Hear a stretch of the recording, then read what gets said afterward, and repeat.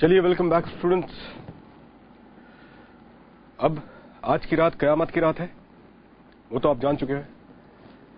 तो आज आप पूरी तरह से आज कसौटी पे आपको उतरना है और रिवीजन का सिलसिला जारी रखना है।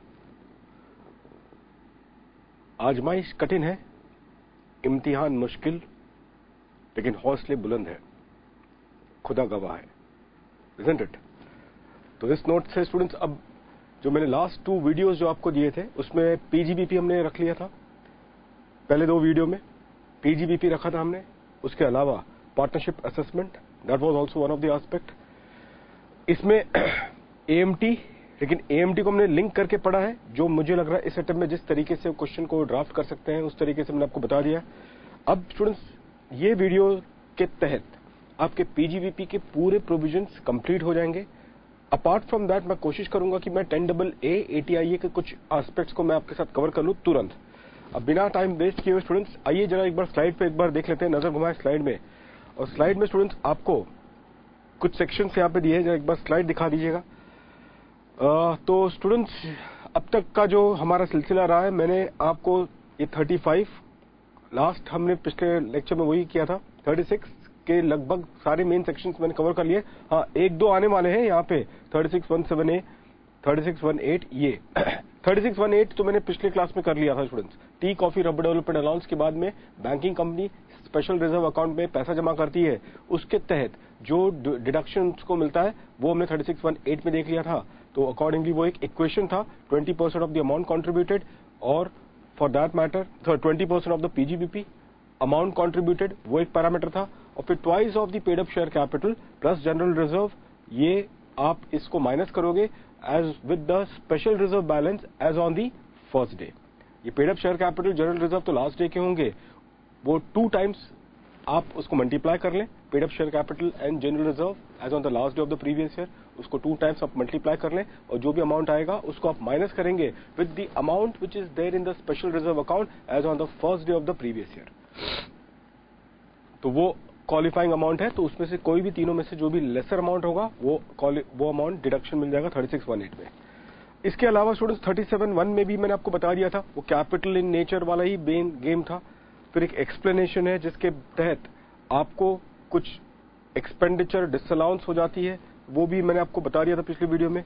40A के भी सीरीज हमने चर्चा कर ली थी स्टूडेंट्स, 40A के सीरीज भी मैंने आपको चर्चा करवा लिया था, 40AI 40AIA, यही 2 मेन है। अपार्ट फ्रॉम दैट तो बाकी तो सारे सॉर्टेड आउट हैं। 40A3 एंड 40A9, ये 2 इंपॉर्टेंट एस्पेक्ट हमने रिवाइज कर लिए थे, 40A3 एंड 40A9। तो उसी कॉन्टेक्स्ट में अल्टीमेटली हमारा ये रिवीजन का सिलसिला कंप्लीट हुआ। 41 में यहाँ पे ध्यान रखिएगा students, as far section 41 is concern, वो भी मैंने रिवाइज कर दिया था। 41(1) एंड 41(4), ये 2 मेन एस्पेक्ट हैं, बाकी तो ठीक है, कुछ इसमें दम नहीं है, लेकिन 41(1) एंड 41(4). 43B में भी जो भी पॉइंट्स हैं वो मैंने आपके साथ चर्चा कर ली थी। 30 एंड 31 भी मैंने आपको विद केस लॉ मैंने ये डिस्कस कर लिया था स्टूडेंट्स। तो इस पूरे सीरीज में अब यही 2 बचता है, तो तुरंत जल्दी मैं अब कंप्लीशन की तरफ जा रहा हूँ। डेप्रिसिएशन स्टूडेंट्स एक काफी बड़ा अल्टीमेटली एक एरिया बनता है और आप लोग का बहुत टाइम इसी में वेस्ट हो जाता है। मैं जैसे आपको बता रहा हूँ, 15 मिनट का समय दे रहा हूँ अभी, आप उसी को अल्टीमेटली वैसे रिवाइज करके कंप्लीट कर लेना। ध्यान से बस सुनेंगे स्टूडेंट्स, बहुत ध्यान से, इसको बहुत ही ब्रीफ रखेंगे लेकिन तरीके से रखेंगे। डेप्रिसिएशन में यहां पे लिखते रहना है स्टूडेंट्स, सोना नहीं है अल्टीमेटली। फाइन, डेप्रिसिएशन स्टूडेंट्स यहां पे देखो, हम इसको रिवीजन करते हैं तो इस कॉन्टेक्स्ट में मैं इसको कुछ छोटे छोटे हिस्सों में तोड़ देता हूं ताकि वो सारे पॉइंट्स जो जो उसके होंगे वो अल्टीमेटली यहां पे कवर कर लिया जाएगा। एक होगा students basis of depreciation. Basis of depreciation मतलब कि डेप्रिसिएशन किस तरीके से इनकम टैक्स लॉ में आपको दिया जाता है। तो स्टूडेंट्स हमारे पास 2 तरीका है यहाँ पे, और वो है आपका सेक्शन 32(1)(1) या फिर 32(1)(1) या फिर 32(1)(2), 32(1)(1) या फिर 32(1)(2। ठीक है, ये आपका SLM बेसिस पर है और ये आपका ब्लॉक पे है। इस पे क्वेश्चन जो पूछा जा सकता है स्टूडेंट्स की, क्या क्वेश्चन ये होगा कि क्या विंडमिल प्लांट पे क्या डेप्रिसिएशन एसएलएम बेसिस पे मिलता है? And answer is no. Windmill plant जो है उस पे डेप्रिसिएशन नहीं मिलेगा, क्योंकि विंडमिल प्लांट जो रखा गया है, अच्छा स्टूडेंट्स, विंडमिल प्लांट का जो ये रखा गया है वो आपको रूल नंबर 5.1 के अंदर उसको एलिजिबल एसेट माना गया है। 5.1 स्टूडेंट्स। अच्छा, ये रूल 5.1 क्या है स्टूडेंट्स? रूल्स क्या होते हैं मैं आपको बता दूं जल्दी से, तुरंत जल्दी से सुनेंगे। यहां पे आपको इनकम टैक्स के कानून में डेप्रिसिएशन में रूल्स बहुत इंपॉर्टेंट, मतलब कि प्रैक्टिकली इंपॉर्टेंट है, क्योंकि रूल्स में आपको बताया जाता है कि what is the eligible asset and what are the corresponding rate of depreciation. वो क्या एलिजिबल एसेट है और उसकी करस्पॉन्डिंग रेट ऑफ डेप्रिसिएशन क्या होगी, ये आपको कहां से मिलता है स्टूडेंट्स? रूल से मिलता है। So that information you get it from the income tax rules. तो 3211 रेड विथ रूल 5.1a और 3212 जो ब्लॉक का है उसका रूल है रूल 5.1। तो जो विंडमिल प्लांट है वो उन्होंने रूल 5.1 में रखा है, और इसी वजह से ये जो एलिजिबल एसेट है विंडमिल प्लांट वो रूल 5.1 में आएगा, ना कि रूल 5.1a में।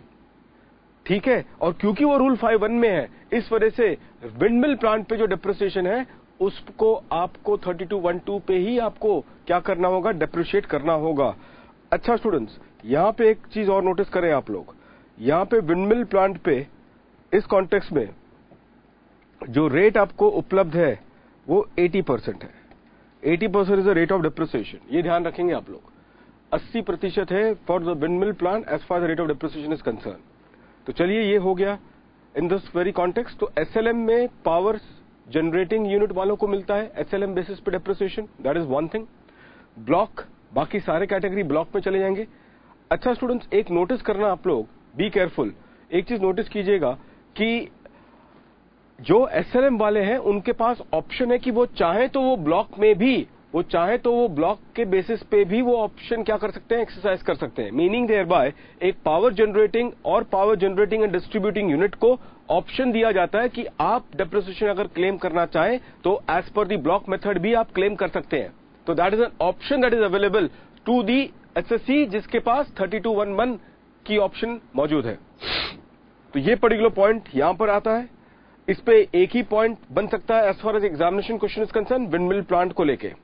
ठीक है, अच्छा, अपार्ट फ्रॉम दैट स्टूडेंट्स और एक चीज आप लोग यहां पे ध्यान में रखना कि जो भी एसएससी 3212 में डेप्रिसिएशन क्लेम करेगा उसको जो ब्लॉक स्कीम में आता है वो अकॉर्डिंगली 3212A में भी चला आ सकता है। अब आप बोलोगे सर ये क्या हो गया 3212A? तो students 3212A is about additional depreciation. कहने का मतलब ये है कि जो एडिशनल डेप्रिसिएशन का जो बेनिफिट है वो उसी को मिलेगा जो ब्लॉक के बेसिस पे डेप्रिसिएशन क्लेम कर रहा है। ठीक है, तो ब्लॉक के बेसिस पे जो डेप्रिसिएशन क्लेम करेंगे उन्हें एडिशनल डेप्रिसिएशन की सुविधा मिलेगी। तो विंडमिल प्लांट पे, अच्छा सुनेंगे यहां पे एडिशनल डेप्रिसिएशन का रेट क्या है? रेट आपको पता होना चाहिए। रेट होगा यहां पे स्टूडेंट्स 20%, या फिर वो तेलंगाना और 4 राज्य के नोटिफाइड एरिया में अगर आपने नई प्लांट एंड मशीनरी अगर इंस्टॉल की है तो ऐसे केस में आपकी रेट ऑफ डेप्रिसिएशन 35% चली जाएगी, इजंट इट? तो ये 20 या हियर इन 35%, या फिर ये 10% या 17.5% हो सकता है। आपको मालूम है कब हो सकता है 10% और 7.5%? When the asset is acquired during the previous year and it is put to use for less than 180 days. तो अगर asset is acquired during the previous year और put to use for less than 180 days in the year of acquisition, put to use for less than 180 days in the year of acquisition, तो आपको पता है कि यही depreciation in the year of acquisition, तो यही depreciation आधा हो जाएगा। तो क्या बैलेंस आधा कैरी फॉरवर्ड कर सकते हो? And the answer is yes. तो ये बैलेंस आप क्या कर पाओगे? The balance amount of depreciation, can you carry forward it? And the answer is yes. तो अकॉर्डिंगली यहां पे हम लिख सकते हैं, यहां पे सिचुएशन में the balance shall be carry forward, ठीक है स्टूडेंट्स? चलिए, तो ये पर्टिकुलर पॉइंट यहां पे बन गया है इस कॉन्टेक्स्ट में as far as additional depreciation is concern. Students, last attempt में मई 16 के अटेम्प्ट में आपको यामाहा मोटर्स दिल्ली हाईकोर्ट का केस लॉ पूछ लिया गया था मई 16 के अटेम्प्ट में। अब आप बोलेंगे सर मई 16 के अटेम्प्ट में यामाहा मोटर्स का क्वेश्चन क्या था, तो जल्दी से बता दूं, यहाँ पे दिल्ली हाईकोर्ट का डिसीजन था स्टूडेंट्स, पूछ लिया गया है, तो आप बेकार में उस पर टाइम वेस्ट मत कर लेना, ध्यान से सुनना, इसको यहाँ पे ध्यान रखेंगे।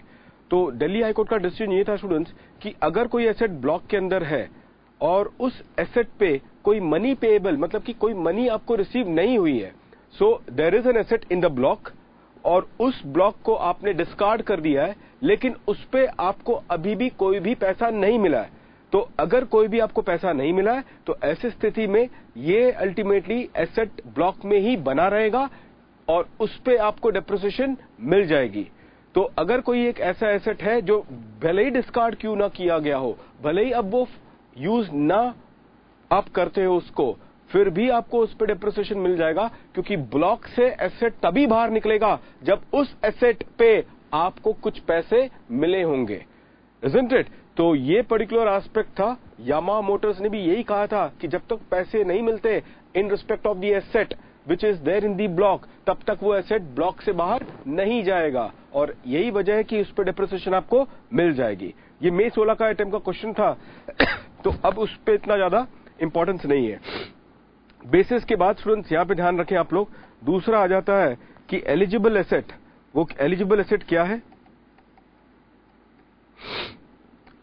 And the rate. तो पहले एलिजिबल एसेट, इसके अंदर यहां पे ध्यान रखिएगा स्टूडेंट्स, टैंजिबल एसेट्स या फिर इनटैंजिबल एसेट, टैंजिबल या फिर इनटैंजिबल। तो टैंजिबल और इनटैंजिबल में आपको, इनटैंजिबल में स्टूडेंट्स आपको सब चीज दे दिया गया है, पेटेंट्स, कॉपीराइट, ये सब दिया गया है, ये सब चीजें हैं इनटैंजिबल में। लेकिन सबसे इंपॉर्टेंट पॉइंट यहां पर है, जो लास्ट इसके वर्डिंग्स है, एनी अदर बिजनेस और कमर्शियल राइट, बिजनेस और कमर्शियल राइट। इनटैंजिबल एसेट्स में जो उन्होंने बताया है वो लास्ट में जनरल वर्डिंग्स डाल दिए हैं, एनी अदर बिजनेस और commercial right of similar nature. अब इसी के वजह से स्टूडेंट्स कुछ आपको सिचुएशन आता है कि क्या आपको गुडविल ऑफ एक एक्वायर्ड गुडविल अगर होगा, अमालगमेशन में जो केस में अगर आपको गुडविल का केस बनता है, एक्वायर्ड गुडविल क्या होगा, से फॉर एग्जांपल अमालगमेटेड कंपनी ने परचेज कंसिडरेशन दिया है which is much higher than the net asset of the amalgamating company, तो जो डिफरेंस है उसको हम क्या कहेंगे, गुडविल कहेंगे। और क्या वो गुडविल पे अमालगमेटेड कंपनी क्या वो डेप्रिसिएशन क्लेम कर पाएगा, and the answer is yes. तो उस पे आपको पता है एक डिसीजन है सुप्रीम कोर्ट का, Smith securities limited, supreme court का डिसीजन है, और सुप्रीम कोर्ट ने ये डिसीजन लाया है on the basis of the fact कि वो एक्वायर्ड गुडविल इन एसेंस, ये जो एक्वायर्ड गुडविल है एग्जैक्टली है क्या, ये एक्वायर्ड गुडविल क्या है स्टूडेंट्स, ये एक तरीके से एनी अदर बिजनेस और कमर्शियल राइट है, और इसी वजह से उस एक्वायर्ड गुडविल पे डेप्रिसिएशन मिल जाएगा, उसी वजह से उस एक्वायर्ड गुडविल पे डेप्रिसिएशन मिल जाएगा। This was the decision by the supreme court in Smith securities limited. तो इनटैंजिबल एसेट ये जो कैटेगरी है ना, एग्जामिनेशन में बस इतना ही इंपॉर्टेंट है।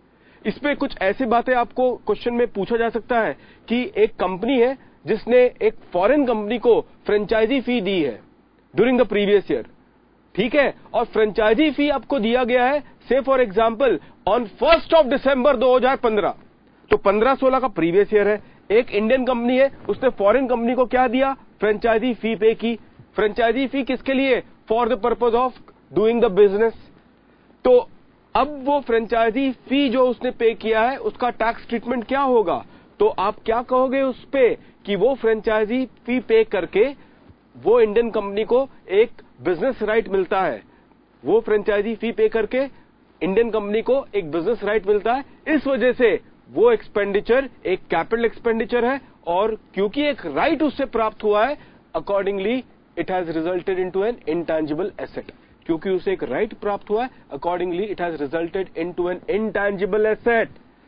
और क्योंकि डेट पेमेंट का कब मैंने बोला है स्टूडेंट्स, मैंने डेट पेमेंट का क्या बोला है, मैंने डेट पेमेंट का बोला है 1 दिसंबर 2016, और क्योंकि डेट ऑफ पेमेंट है 1 दिसंबर 2016, इस वजह से जो डेप्रिसिएशन होगा 25% को आपको 50% लेना होगा, दैट इज 12.5% पे आप क्या करोगे, डेप्रिसिएशन लोगे उस पर्टिकुलर फ्रेंचाइजी फी का। Accordingly that is the amount of depreciation 12.5%, क्योंकि आपने पेमेंट किया है 1 दिसंबर 2015 को, तो आपको जो राइट प्राप्त हुआ है, जो आपने उसको यूज किया होगा, that would have happened only after 1 दिसंबर 2015, और यही वजह है कि डेप्रिसिएशन परसेंटेज भी क्या हो जाएगी, 50% ऑफ द नॉर्मल रेट, और इस वजह से इट विल बिकम 12.5%। तो ये इंटेंजिबल के लिए था। और अब देखो स्टूडेंट्स, टैंजिबल के कॉन्टेक्स्ट में आपके पास बहुत सारी चीजें उपलब्ध हैं, जैसे कि आपके पास है बिल्डिंग के दो है। रेसिडेंशियल बिल्डिंग अगर होगा 5% 10% स्टूडेंट्स रेट पे एक आईसीआई क्वेश्चन पूछती है, इस वजह से लास्ट में आप याद रख लेना जाते जाते। फर्नीचर पे रेट क्या होगा स्टूडेंट्स, जल्दी से, फर्नीचर का रेट है 10%। 5% बिल्डिंग किसके लिए है, 5% है for the purpose of residential building से अगर आप बिजनेस करोगे तो 5% की रेट ऑफ डेप्रिसिएशन बनेगी, 10% की रेट ऑफ डेप्रिसिएशन बनेगी अगर वो कमर्शियल प्रॉपर्टी होगा तो। अच्छा, सबसे लास्ट कैटेगरी है प्लांट सबसे लास्ट कैटेगरी है स्टूडेंट्स।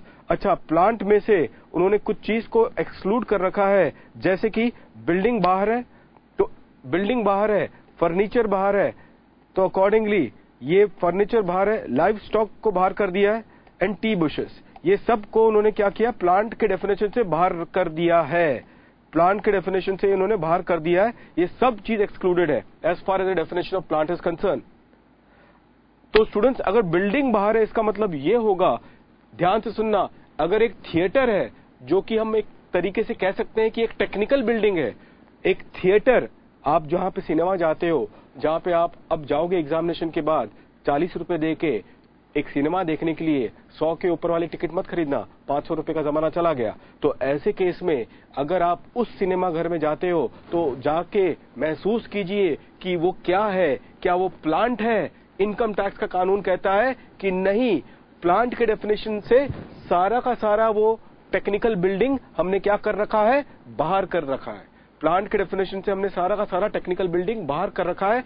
तो जब आप थिएटर के अंदर जाएं तो चिल्ला के बोले वहां पे कि ये बिल्डिंग है, प्लांट नहीं माना जाएगा, और फिर एंट्री कीजिए थिएटर में। पैसे सब पब्लिक फेंक देंगे, बटोर लेना। चलिए, ऐसे सिचुएशन में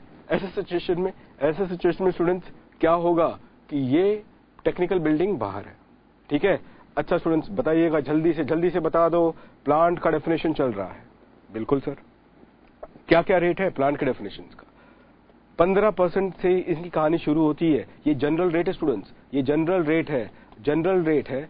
अच्छा, ये जनरल रेट है, प्लस इसके अंदर मोटर व्हीकल को भी उन्होंने इंक्लूड कर रखा है, लेकिन वो motor vehicle which is not used in the business of running them on hire, अगर कोई motor vehicle has been used in the business of running them on hire, if the motor vehicle used in the business of running them on hire, तो उसकी rate क्या हो जाएगी, 30%। Used in the business of running them on hire, तो उसकी rate क्या हो जाएगी, 30%। रनिंग ऑन हायर, तो उसकी रेट क्या हो जाएगी, 30%। Isn't it? ये 15 और 30 का केस हो गया। उसके अलावा स्टूडेंट्स, यहां पे आपके पास एयरक्राफ्ट। अच्छा स्टूडेंट्स, नोटिस करना, इससे एक बहुत ही रोमांचक अल्टीमेटली स्थिति उत्पन्न होती है। चलो, रोमांचक स्थिति थोड़ी देर बाद बताता हूं, पहले रेट खत्म कर लेते हैं। ये एयरक्राफ्ट के लिए हो गया। एयरक्राफ्ट के अंदर एरोप्लेन, ये सब चीज आ जाएगा। एयरक्राफ्ट, एरोप्लेन, ये सब चीज यहां पर आ गए। अपार्ट फ्रॉम दैट, आपको 40% का रेट स्टूडेंट्स किसके लिए होगा, वेसल्स के लिए, शिप एंड वेसल्स, वो 40% का रेट है। 60% का रेट आपको आइडिया होना चाहिए। 60% का रेट क्या होना चाहिए, for the purpose of computers. Computer में आप कंप्यूटर पेरिफेरल्स को जोड़ दीजिए, कंप्यूटर्स एंड कंप्यूटर पेरिफेरल्स। तो UPS system, printers students, UPS systems, printers, उसकी रेट क्या होगी। एग्जामिनेशन में 60% करना स्टूडेंट्स, 15% करोगे तो अगला अटेम्प्ट हाजिर हो जाएगा। 60% कर आ रहा है आपको स्टूडेंट्स, इतना तो अल्टीमेटली आप मान रख ही सकते हो मेरा। 60% का सही तरीके से ट्रीटमेंट कर आना, और बाकी 80% तो मैंने बता ही दिया था आप लोग को स्टूडेंट्स। 80% किसके लिए था, विंडमिल प्लांट के लिए था। तो 80% था students in respect of windmill plant. Students, उल्टा हो गया, मैं वही एक्चुअली कंफर्म कर रहा था, उल्टा हो चुका है। है तो हम सीधे, लेकिन यहां पे फिलहाल के लिए उल्टा हो चुका है। एरोप्लेन का आप 40 करें और वेसल का 20 करें। बस उसी को मैं कंफर्म कर रहा था। क्या है ना कि आप जितना जुनून आपको सीए बनने का है उससे कहीं ज्यादा जुनून आपको सीए बनाने का है, वो स्थिति में हूं मैं। तो आप पता नहीं अल्टीमेटली मजे से सो रहे थे, लेकिन मैं थोड़ा ना सो रहा था। आइए 80% पे students, windmill plant.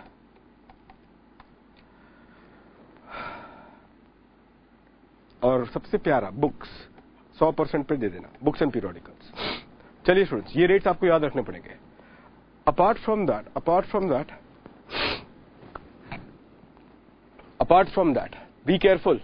40% aircraft, 20% vessel, 60% computer and computer peripherals and 80% is windmill plant. तो स्टूडेंट्स ऐसे स्थिति में अब आपको मैंने पूरा का पूरा रेट बता दिया।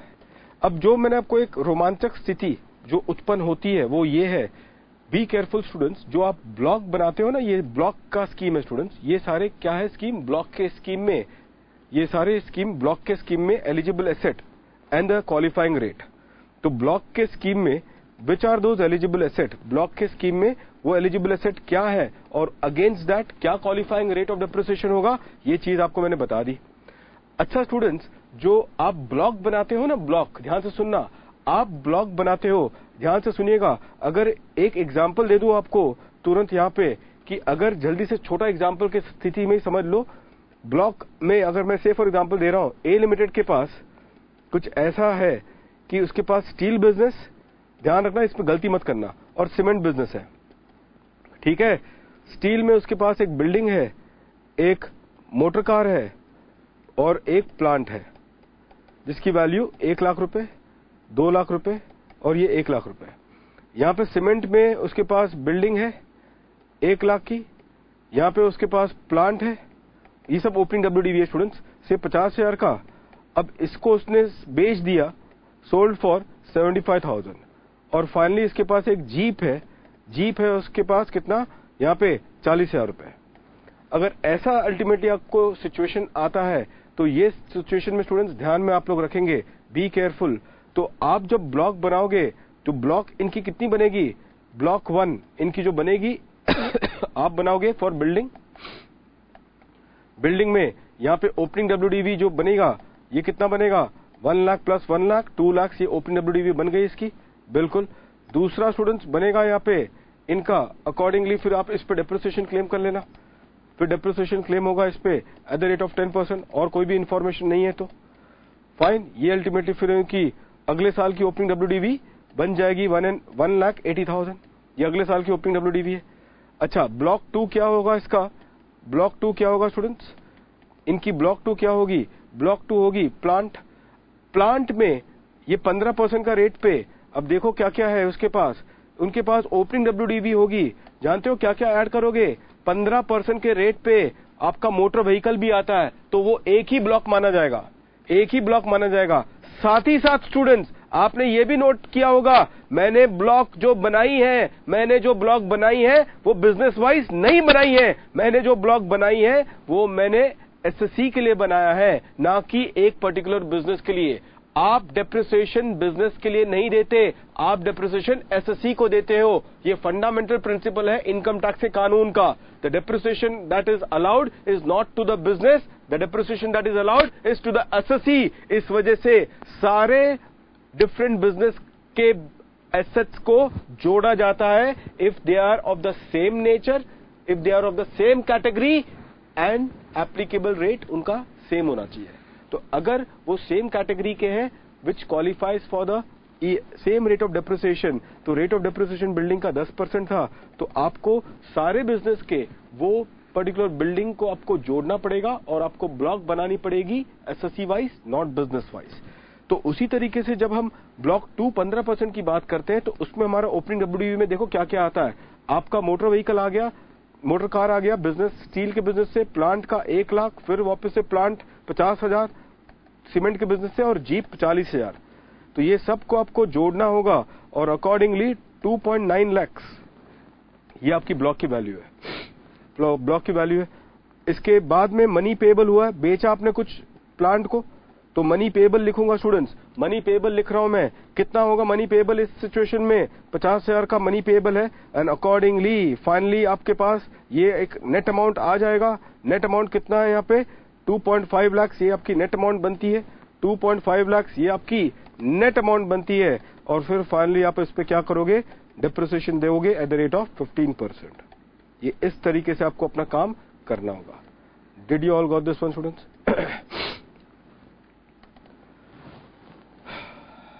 ठीक है, तो चलिए ये पॉइंट हमने यहाँ पे लिख लिया, और इसी तरीके से इसको हम क्या करेंगे? कंप्लीट कर लेंगे। तो ये कंप्लीट हो चुका है स्टूडेंट्स। अब इस स्थिति में ये आपका मैंने डेप्रिसिएशन का ये भी यूनिट समाप्त हो गया। इस यूनिट में क्या आपने देखा? सेकेंड यूनिट में आपने देखा है, सेकेंड यूनिट में कि what is the eligible asset जो आपको डेप्रिसिएशन देगा। अब मैं इसको जरा मिटा देता हूं ऊपर वाले कैटेगरी को, ताकि थोड़ा सा बाद में अगले यूनिट पे आ जाए। अगला यूनिट, अच्छा स्टूडेंट्स, इसी में जब आप रेट की बात कर ही रहे हो तो चलो एक चीज और चर्चा कर लेता हूं, वो है आपका investment allowance. Students, investment allowance की बात आ गई है। आपके पास स्टूडेंट्स एक फाइनेंस एक्ट 2016 में एक अमेंडमेंट रेट्रोस्पेक्टिव हुआ है। फाइनेंस एक्ट 2016 में आपको एक अमेंडमेंट रेट्रोस्पेक्टिव हुआ है। शायद अगर मैं उसको छेड़ दूं यहां पे तो थोड़ी सी कंफ्यूजन बन सकती है। अगर मैं उसे छेड़ दूं तो शायद थोड़ी सी कंफ्यूजन बन सकती है। तो मैं इसको एक लिमिटेड एस्पेक्ट में रखता हूं, क्योंकि रेट्रोस्पेक्टिव अमेंडमेंट है स्टूडेंट्स। वैसे तो फाइनेंस एक्ट 2016 तो आपके एग्जामिनेशन के लिए एप्लीकेबल नहीं है, लेकिन क्योंकि रेट्रोस्पेक्टिव अमेंडमेंट हुआ है, इस वजह से स्थिति आज के लिए भी चेंज हो चुकी है। एनीवे, उसको मैं चर्चा में अभी लाता नहीं हूं, लेकिन स्टूडेंट्स इन्वेस्टमेंट अलाउंस जो है ना, यहां पे एक चीज ध्यान रखना। ये तो रेट ऑफ डेप्रिसिएशन आपने देख लिया, ये रेट ऑफ डेप्रिसिएशन आपने देख लिया। इसी के नीचे, रेट ऑफ डेप्रिसिएशन के नीचे ही मैं यहां पे लिखता हूं कि over and above the depreciation and additional depreciation on investment of eligible plant and machinery. मैं एलिजिबल वर्ड यूज कर रहा हूं students. Eligible plant and machinery मतलब कि वो नया प्लांट एंड मशीनरी होना चाहिए, वो शिप, वेसल, मोटर व्हीकल या कंप्यूटर्स उस तरीके से नहीं होना चाहिए, है ना। Eligible motor vehicle, sorry, eligible plant and machinery पे ही आपको एडिशनल डेप्रिसिएशन दी जाती है, और वो सिर्फ और सिर्फ मैन्युफैक्चरिंग कंसर्न को ही आप एडिशनल डेप्रिसिएशन देते हो। So over and about the depreciation, additional depreciation investment of eligible plant and machinery by a manufacturing concern,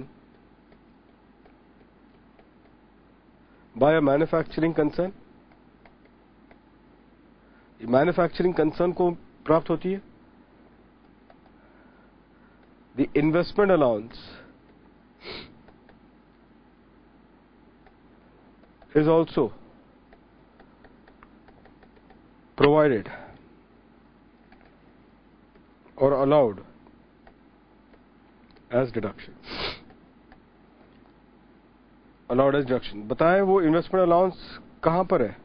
ये इन्वेस्टमेंट अलाउंस दो सेक्शन में है students, 32AC1A and 32AD। 32AD ये किसके लिए होगा? कंपनी के लिए होगा। ये कंपनी के लिए, ये है किसके लिए? एनी पर्सन, ये आपको आइडिया है, कोई भी व्यक्ति के लिए। और ये एक सेटिंग अप ऑफ अंडरटेकिंग करना पड़ेगा। Setting up a new undertaking. New undertaking का मतलब होगा, से फॉर एग्जाम्पल फैक्ट्री, ठीक है। कहां पे सेटअप करोगे आप? In notified area. Notified area में आपको सेटअप करना पड़ेगा। चलो ठीक है। और यहां पे इन्वेस्टमेंट सिर्फ करना है इन new plant and machinery.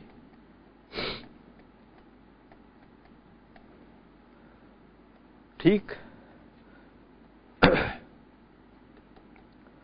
Acquired plus installed, installation देखा जाता है इन्वेस्टमेंट अलाउंस के लिए, और यहां पे है acquired plus installed in a previous year in excess of 25 crores, in excess of 25 crores, in excess of 25 crores। acquired plus installed in a previous year in excess of 25 crores. बहुत लोग जुड़ रहे हैं आज की क्लास में। तो students, अगर एग्जामिनेशन में देखो आज का सिचुएशन ये है, ध्यान से देखिएगा। अभी तक आपने ये देखा है कि एक्वायर्ड प्लस इंस्टॉल दोनों होना चाहिए एक ही प्रीवियस ईयर में, और वो होना चाहिए इन एक्सेस ऑफ 25 करोड़। दोनों होना चाहिए एक ही प्रीवियस ईयर में, और वो होना चाहिए इन एक्सेस ऑफ 25 करोड़। स्टूडेंट्स, एक एग्जांपल यहां पे ले लेता हूं, तो मैं उसकी अमेंडमेंट की इफेक्ट भी दिलवा देता हूं। अब आप बोलोगे सर ये अमेंडमेंट तो लेकिन फाइनेंस एक्ट 2016 का है। बिल्कुल सही, लेकिन वो अनफॉर्चुनेटली रेट्रोस्पेक्टिव है। तो उस वजह से जो पुराना चीज जो है ना, वो जो आप जो पढ़ रहे हो वो गलत, मतलब कि गलत नहीं है, वो सिचुएशन नहीं है आज की तारीख में। मैं एग्जांपल देता हूं स्टूडेंट्स। मान के चलो प्रीवियस ईयर 14-15 में आपने अक्वायर किया है 30 करोड़ का प्लांट एंड मशीनरी। 14-15 मतलब लास्ट ईयर, ठीक है। अच्छा, फिर आपने, ये आपको सिचुएशन है, फिर इस स्थिति में आपने इंस्टॉल किया है।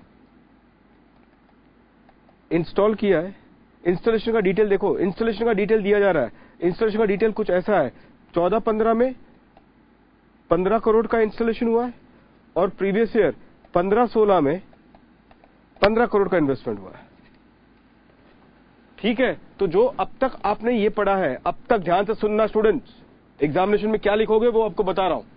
अब तक आपने ये पढ़ा है कि भाई दोनों होना चाहिए, एक्वायर्ड भी होना चाहिए प्लस इंस्टॉलेशन दोनों होना चाहिए in a same previous year, and that too in excess of 25 crore. दोनों अगर होता है in the same previous year in excess of ₹25 crore, तब जाके ही आपको 32AC1A में इन्वेस्टमेंट अलाउंस का डिडक्शन मिलता है, which is 15% of the actual cost. Amendment देखो स्टूडेंट्स, ये हुआ है यहां पे ध्यान रखना। और अगर हुआ तो, अगर ऐसा कोई क्वेश्चन बनता है तो आप लिख सकते हो कि FA 2016 में विथ रेट्रोस्पेक्टिव इफेक्ट, ये जो लिखा है ना मैंने, क्या लिखा है यहां पे, FA 2016 में विथ रेट्रोस्पेक्टिव इफेक्ट से क्या उन्होंने कर दिया है कि अगर आपका, ध्यान रखना, अगर आपका acquisition in one previous year is in excess of 25 crore, तो वो देखना है क्या 25 करोड़ के ऊपर आपका गया है। हाँ गया है भाई, 30 करोड़ किया है। तो ऐसे स्थिति में आपको डिडक्शन मिल जाएगा, deduction allowed in the year of installation,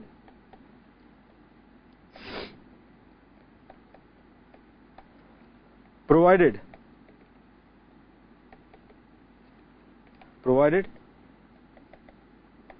the installation up to 31st March 2017 is in excess of 25 crores. तो अब आपको इंस्टॉलेशन उसी साल में नहीं देखना 25 करोड़ के ऊपर हुआ कि नहीं। पहले हम क्या करते थे, अब तक क्या करते थे आप लोग, कि एक्विजिशन के साथ साथ आप इंस्टॉलेशन भी देखते थे इन द सेम प्रीवियस ईयर कि क्या वो 25 करोड़ के ऊपर गया कि नहीं। लेकिन आज की स्थिति क्या है, आज की स्थिति ये स्टूडेंट्स कि आप एक्विजिशन देखोगे इन अ प्रीवियस ईयर कि क्या वो 25 करोड़ के ऊपर गया कि नहीं। अगर चला गया तो ऐसी स्थिति में आपको इन द ईयर ऑफ इंस्टॉलेशन आपको डिडक्शन मिल जाएगा। अगर 31 मार्च 2017 तक, अगर 31 मार्च 2017 तक आपकी इंस्टॉलेशन की वैल्यू कितनी चली गई, मोर देन ₹25 करोड़। इंस्टॉलेशन की वैल्यू कितनी चली गई, मोर देन ₹25 करोड़। तो आपने देखना इस क्वेश्चन में कि आपने पिछले साल कितना किया है, 30 करोड़ का इन्वेस्टमेंट किया है। लास्ट ईयर का आपका इंस्टॉलेशन 15 करोड़ का था। आपके पास टाइम है 31 मार्च 2017 तक का, और उस समय तक आपकी इंस्टॉलेशन की वैल्यू भी 25 करोड़ के ऊपर चली जानी चाहिए।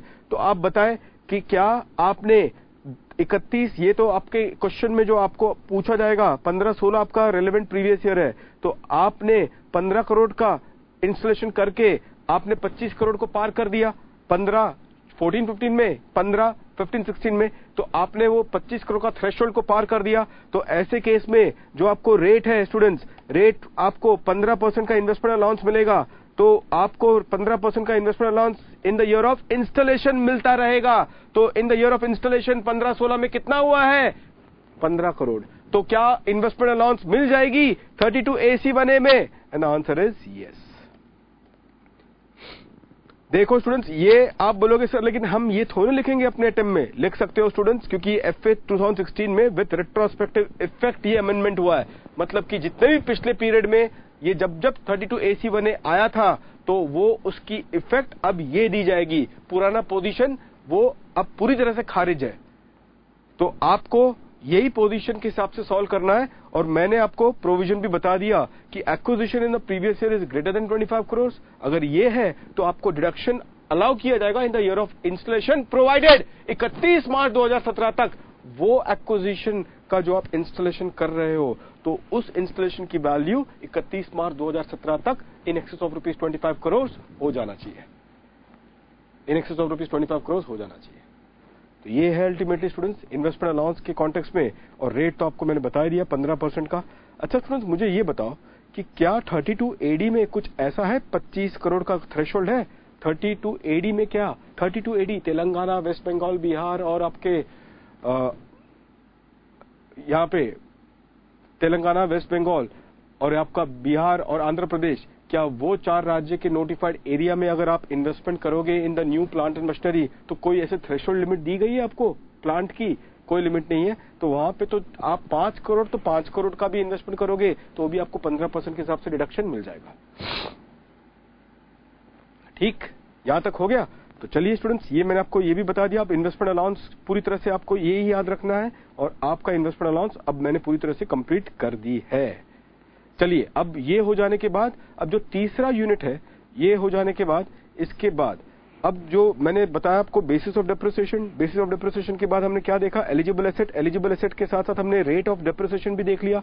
ब्लॉक कैसे बनाया जाता है वो भी हमने देख लिया। इन्वेस्टमेंट अलाउंस कैसे होगा वो भी हमने देख लिया। तो ये सब चीज अल्टीमेटली हमने अब पूरी तरह से टैली कर ली है। तो इसके बाद हमारे पास क्या मौजूद होता है स्टूडेंट? जल्दी से इसके बाद स्टूडेंट्स आता है व्हाट इज द कंडीशन। इसमें भी क्वेश्चन आपको पूछ सकते हैं एग्जामिनेशन में, what is the condition of depreciation.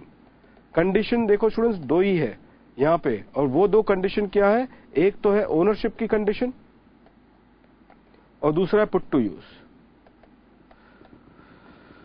Ownership में स्टूडेंट्स क्या देखा जाता है यहां पे? यहां पे ओनरशिप का मतलब है सुप्रीम कोर्ट का डिसीजन, ध्यान रखना, लिखना पड़ेगा। तो इस वजह से वो सेंटेंस हमारे लिए काफी महत्वपूर्ण हो जाएगी। What do you mean by the term ownership? Ownership का मतलब हम क्या समझें? तो सुनिए यहां पे ध्यान से स्टूडेंट्स। ओनरशिप का मतलब ये होगा कि एक ऐसा person who has a person who has एक ऐसा व्यक्ति जिसने क्या किया है? Who has invested in the asset. मैं उसको तोड़ रहा हूं ताकि आपको याद रहे स्टूडेंट्स। एक ऐसा व्यक्ति जिसने क्या किया है? इन्वेस्टमेंट किया है इन द एसेट। उसने इन्वेस्टमेंट किया है इन द एसेट। चलो ठीक है। इसके अलावा स्टूडेंट्स इन्वेस्टमेंट के बाद उसने एंड यूजेस, इन्वेस्टमेंट तो किया है और फिर उसके साथ साथ वो क्या कर रहा है? जल्दी से and uses for the purpose of what? For the purpose of his business and profession. और अंतिम जो पड़ाव है वो बहुत इंपॉर्टेंट है, to the exclusion of the others.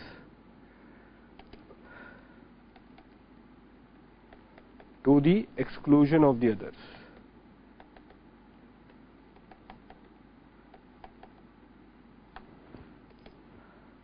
To the exclusion of the others. ठीक। तो ये सब एक ही है। ओनरशिप का यही है अल्टीमेटली पॉइंट इस कॉन्टेक्स्ट में कि ओनरशिप हम उस व्यक्ति को मानेंगे जिसने इन्वेस्टमेंट किया है, जो अपने बिजनेस एंड प्रोफेशन के लिए उसको यूज कर रहा है। To the exclusion of the others. To the exclusion of the others का मतलब ये होगा स्टूडेंट्स कि उसके पास वर्चस्व है। वर्चस्व का मतलब क्या है? एक कंप्लीट राइट उसके हाथ में है, एक्सक्लूसिव राइट उसके हाथ में है for the purpose of that asset. एक एक्सक्लूसिव राइट उसके हाथ में है for the purpose of that particular asset.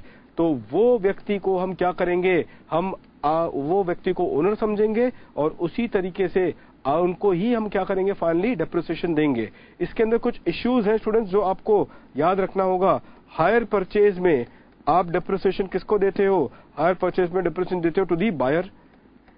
ठीक है, लीज में आप डेप्रिसिएशन भले ही फाइनेंस लीज क्यों ना हो, आप डेप्रिसिएशन किसको दोगे? टू दी लेसर, क्योंकि लेसर अगर चाहे, अगर फाइनेंस लीज अगर क्यों ना हो, लेसर अगर चाहे स्टूडेंट्स, तो लेसर क्या कर सकता है? वो लीज एग्रीमेंट को टर्मिनेट करवा सकता है प्रीमैच्योरली। प्रीमैच्योरली वो लीज एग्रीमेंट को टर्मिनेट करवा सकता है स्टूडेंट्स, लेसर के पास उतनी ताकत है। और प्रीमैच्योरली वो लीज एग्रीमेंट को टर्मिनेट करेगा और वो एसेट को वापस से रिकॉल कर सकता है। उसको ज्यादा से ज्यादा क्या करना पड़ेगा? लेसर को ज्यादा से ज्यादा क्या करना पड़ेगा? उसको कॉम्पेंसेशन देना पड़ेगा। किसको? लेस्सी को। लेकिन फाइनेंस लीज में जब तक वो लेस्सी वो ऑप्शन एक्सरसाइज नहीं कर जाता, जब तक वो लेस्सी वो ऑप्शन, क्या ऑप्शन लेस्सी के पास होता है फाइनेंस लीज में? क्या ऑप्शन होता है लेस्सी के पास in the finance lease? The option to acquire the asset, जो कि उससे प्राप्त होता है। ये ऑप्शन उसको प्राप्त होता है कब होता है? Towards the end of the lease agreement. तो जब तक वो लेस्सी वो ऑप्शन को एक्सरसाइज नहीं करता, तब तक लेसर क्या कर सकता है? वो एसेट को वापस से रिकॉल कर सकता है by terminating the contract and paying the compensation. इसका मतलब ये हुआ कि जब तक वो ऑप्शन लेस्सी एक्सरसाइज ना करे, लेसर के पास क्या है? ओवरऑल कंट्रोल है उस एसेट का। और इसी वजह से लीज में हम किसको देते हैं अल्टीमेटली? डेप्रिसिएशन लेसर को। बस इसका एक ही एक्सेप्शन है स्टूडेंट्स, इसका सिर्फ एक ही एक्सेप्शन है, और वो एक्सेप्शन क्या है आपके पास? Here in only one exception is there in this regard. और एक्सेप्शन क्या है स्टूडेंट? जल्दी से बता दो। एक्सेप्शन है, बता दो जल्दी से। एक लीज होल्ड लैंड में, लीज होल्ड लैंड के संदर्भ में यहां पे डेप्रिसिएशन जो मिलती है, डेप्रिसिएशन जो मिलेगी लीज होल्ड लैंड में, लीज होल्ड लैंड पे जो कंस्ट्रक्शन लेस्सी ने क्या किया है? कंस्ट्रक्शन किया है बिल्डिंग का, कंस्ट्रक्शन ऑफ बिल्डिंग, तो डेप्रिसिएशन हम लेस्सी को देंगे, डेप्रिसिएशन हम लेस्सी को दे देंगे, डेप्रिसिएशन हम लेस्सी को दे देंगे। ठीक है, तो ये पर्टिकुलर पॉइंट है इस कॉन्टेक्स्ट में।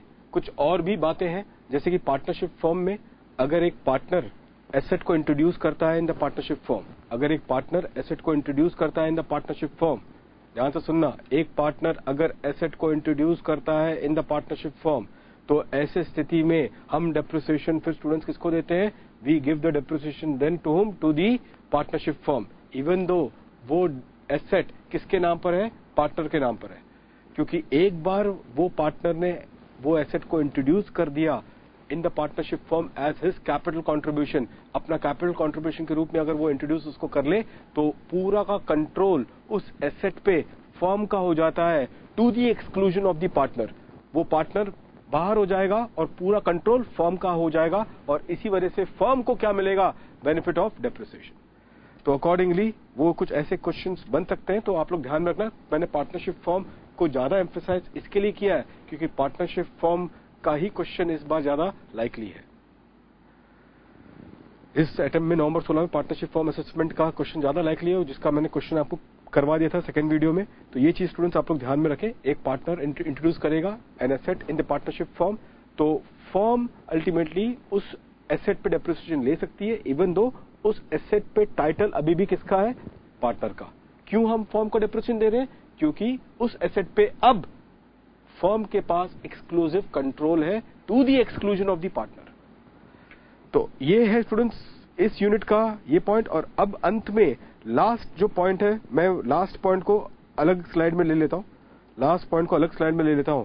लास्ट पर्टिकुलर पॉइंट है and that is about the concept of the WDV, the concept of the WDV.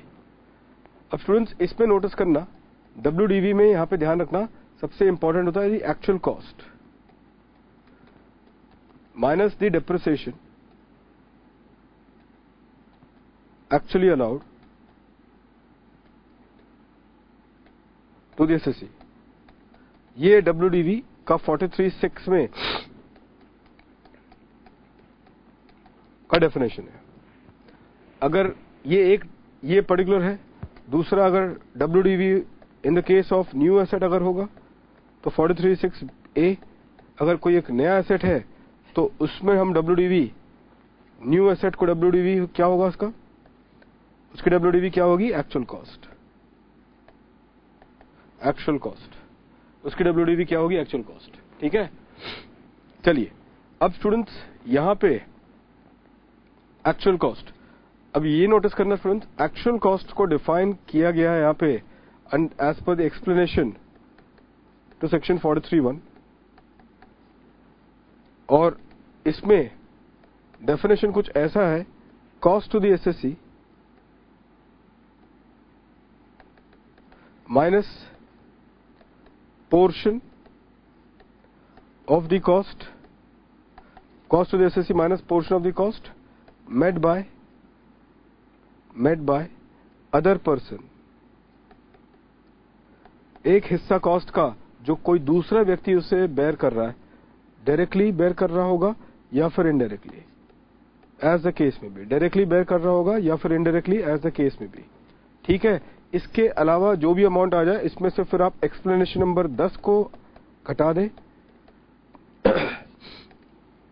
Asset subsidy, assets की पे सब्सिडी अगर कोई सेंट्रल गवर्नमेंट या स्टेट गवर्नमेंट देती है तो वो भी आप उसको घटा सकते हैं। This is how it has to be considered. Cost to the SSC minus the portion of the cost met by the other person either directly और इनडायरेक्टली, उसको माइनस करके जो भी वैल्यू आ जाएगा उसमें एक्सप्लेनेशन नंबर 10 में एसेट सब्सिडी आप minus करोगे। ध्यान रखना स्टूडेंट्स, आज की तारीख में सिर्फ 2 सब्सिडी मानी जाएगी, एक तो एसेट की सब्सिडी जो स्पेसिफिक होनी चाहिए, एंड बाकी अदर सब्सिडी हम बोलते हैं। एक तो या तो एसेट की सब्सिडी है and the next is other. जहां तक एसेट की सब्सिडी है वो रिड्यूस हो जाएगा, ठीक है। और अगर सब्सिडी अगर एसेट रिलेटेड नहीं है लेकिन किसी और रीजंस के लिए आपको सब्सिडी दी गई है तो वो हर सब्सिडी को हम आज क्या मानेंगे? इनकम। बिल्कुल सही, और उस पर आपको टैक्स लगाना पड़ेगा। तो ये आज का स्थिति उत्पन्न है स्टूडेंट्स। इस पे यहां पे ध्यान में रखना, एक केस लॉ मौजूद है और वो है सेल का। SAIL, Steel Authority of India, Delhi high court. Loan bank से लिया गया था और वो लोन से कंपनी ने एसेट खरीदी है।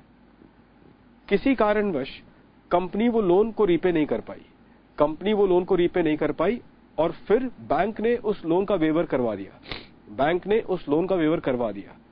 तो ऐसे सिचुएशन में स्टूडेंट्स, ऐसे सिचुएशन में वो जो बैंक ने जो वेवर करवाया है, तो क्या वो वेवर ऑफ द लोन, क्या वो आप रिड्यूस करोगे while determining the actual cost or the WDV of the asset?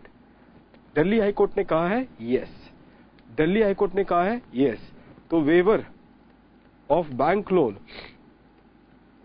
Waiver लिखा है मैंने, of bank loan, waiver of bank loan towards what? Acquisition of the asset shall be reduced, shall be reduced in determining, क्या determine करना है? जल्दी बताओ क्या determine करना है? In determining the actual cost, in determining the actual cost, waiver of the bank loan towards the acquisition of the asset shall be reduced in determining the actual cost। ये cell का decision है, Delhi high court का है, आप उसे reduce करेंगे और accordingly ये आएगा। इसके अलावा स्टूडेंट्स ध्यान रखें, यहां पे प्लस और माइनस होगा सेक्शन 43A का। 43A क्या है students? Exchange rate fluctuation. Exchange rate fluctuation जो होगा का कैपिटलाइजेशन किया जाएगा, कैपिटलाइजेशन किया जाएगा ऑन, कैपिटलाइजेशन करोगे on payment of foreign currency loan, foreign currency loan, payment of या तो foreign currency loan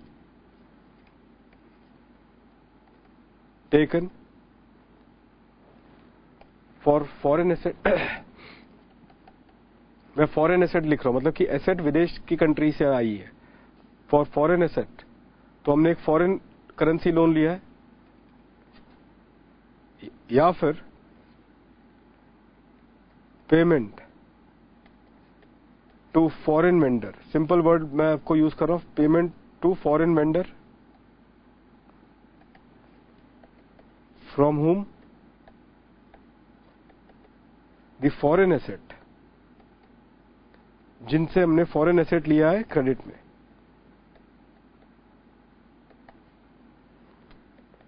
from whom foreign asset is taken on credit. तो आप एक्सचेंज रेट फ्लक्चुएशन को कैपिटलाइज करोगे किस payment of exchange rate fluctuation capitalisation on payment of ये होगा।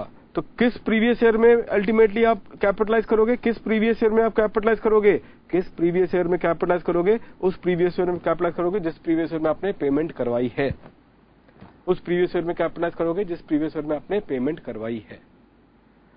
तो वो पेमेंट क्या होगा, या तो आपने फॉरेन लोन लेके आपने फॉरेन एसेट एक्वायर किया है, या फिर आपने लोन नहीं लिया है लेकिन उसी वेंडर से, जो फॉरेन वेंडर है, उसको बोला है कि आप मुझे क्रेडिट में दे दें, आपको 3 महीने के बाद मैं पेमेंट करवा दूंगा। तो आपने पेमेंट उस फॉरेन वेंडर को किया जिनसे आपने वो फॉरेन एसेट क्रेडिट पे ली थी। तो उस समय पे जब आप पेमेंट करोगे तो जो भी एक्सचेंज रेट फ्लक्चुएशन होगा वो प्लस या माइनस डिपेंडिंग अपॉन रुपी कमजोर होता है या स्ट्रांग होता है, उस हिसाब से आप कैपिटलाइजेशन करोगे। ठीक है स्टूडेंट्स, ये वाला पॉइंट ध्यान में रखिएगा। अपार्ट फ्रॉम दैट स्टूडेंट्स, यहां पे ध्यान रखना, ऐड होगा interest on loan taken, loan taken for, loan आपने लिया, इंटरेस्ट ऑन लोन जो है फॉर एसेट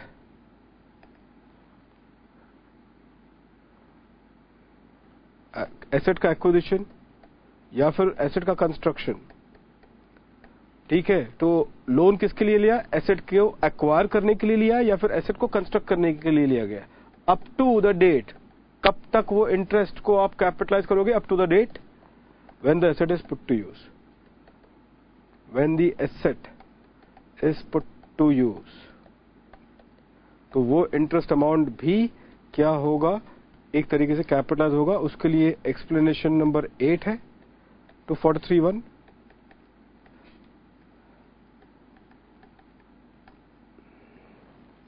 ये चीज आप लोग ध्यान में रखें। चल्लापल्ली शुगर मिल्स भी है, चल्लापल्ली शुगर मिल्स लिमिटेड हम बिफोर कमेंसमेंट ऑफ बिजनेस के लिए करते हैं, और एक्सप्लेनेशन नंबर 8 243(1) बिजनेस कमेंस हो जाए और फिर उसके बाद अगर लोन लेना पड़े टू अक्वायर द एसेट या फिर towards construction of the asset, तो हम एक्सप्लेनेशन नंबर 8 243(1) का उपयोग करते हैं। और उस तरीके से या तो एक्सप्लेनेशन नंबर 8 की तरफ से ये होगा या फिर सीएसएम के केस की वजह से होगा। सीएसएम मैंने शॉर्ट फॉर्म में लिखा है स्टूडेंट्स, शॉर्ट फॉर्म में सीएसएम लिखा गया, उसका फुल फॉर्म है चल्लापल्ली शुगर मिल्स लिमिटेड। तो आप वो इंटरेस्ट कैपिटलाइजेशन करोगे to determine your actual cost. तो ये पूरे आपको मैंने बता दिया यहाँ पे। अच्छा, यहाँ पे और एक ध्यान रखना, लेस करोगे आप, यहाँ पे ध्यान रखना स्टूडेंट्स, लेस करोगे incidental revenue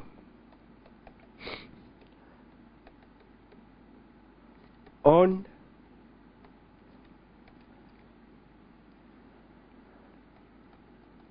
during the construction period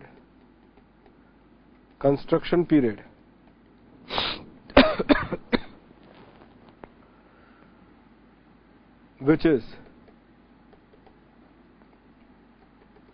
linked with the process of bringing the asset into existence,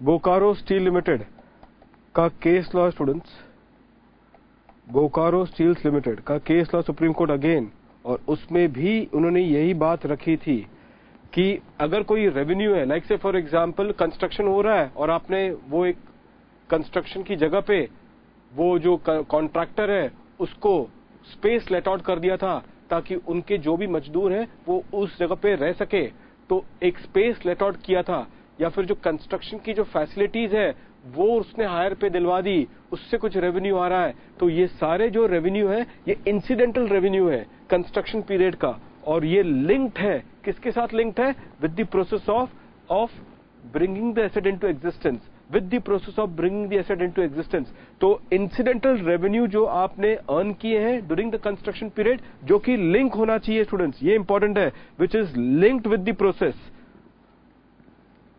which is linked with the process of bringing the asset into existence, अगर ये linked है तो वो reduce होगा। अगर ये linked नहीं है, अगर ये रेवेन्यू इंडिपेंडेंट है, जैसे कि टूटिकोरिन अल्कली केमिकल्स लिमिटेड में उसके पास एक सरप्लस फंड था, जो लोन का सरप्लस फंड उसने क्या किया, लोन का सरप्लस फंड उसने इन शॉर्ट टर्म डिपॉजिट में जमा कर दिया, लोन का सरप्लस फंड उसने शॉर्ट टर्म डिपॉजिट में जमा कर दिया, जिससे एसएससी को इंटरेस्ट इनकम मिला है। तो सुप्रीम कोर्ट ने वहां पे कहा है कि एक इंडिपेंडेंट रेवेन्यू है और इस इंडिपेंडेंट इंटरेस्ट इनकम को आपको आईएफओएस में टैक्स करना पड़ेगा।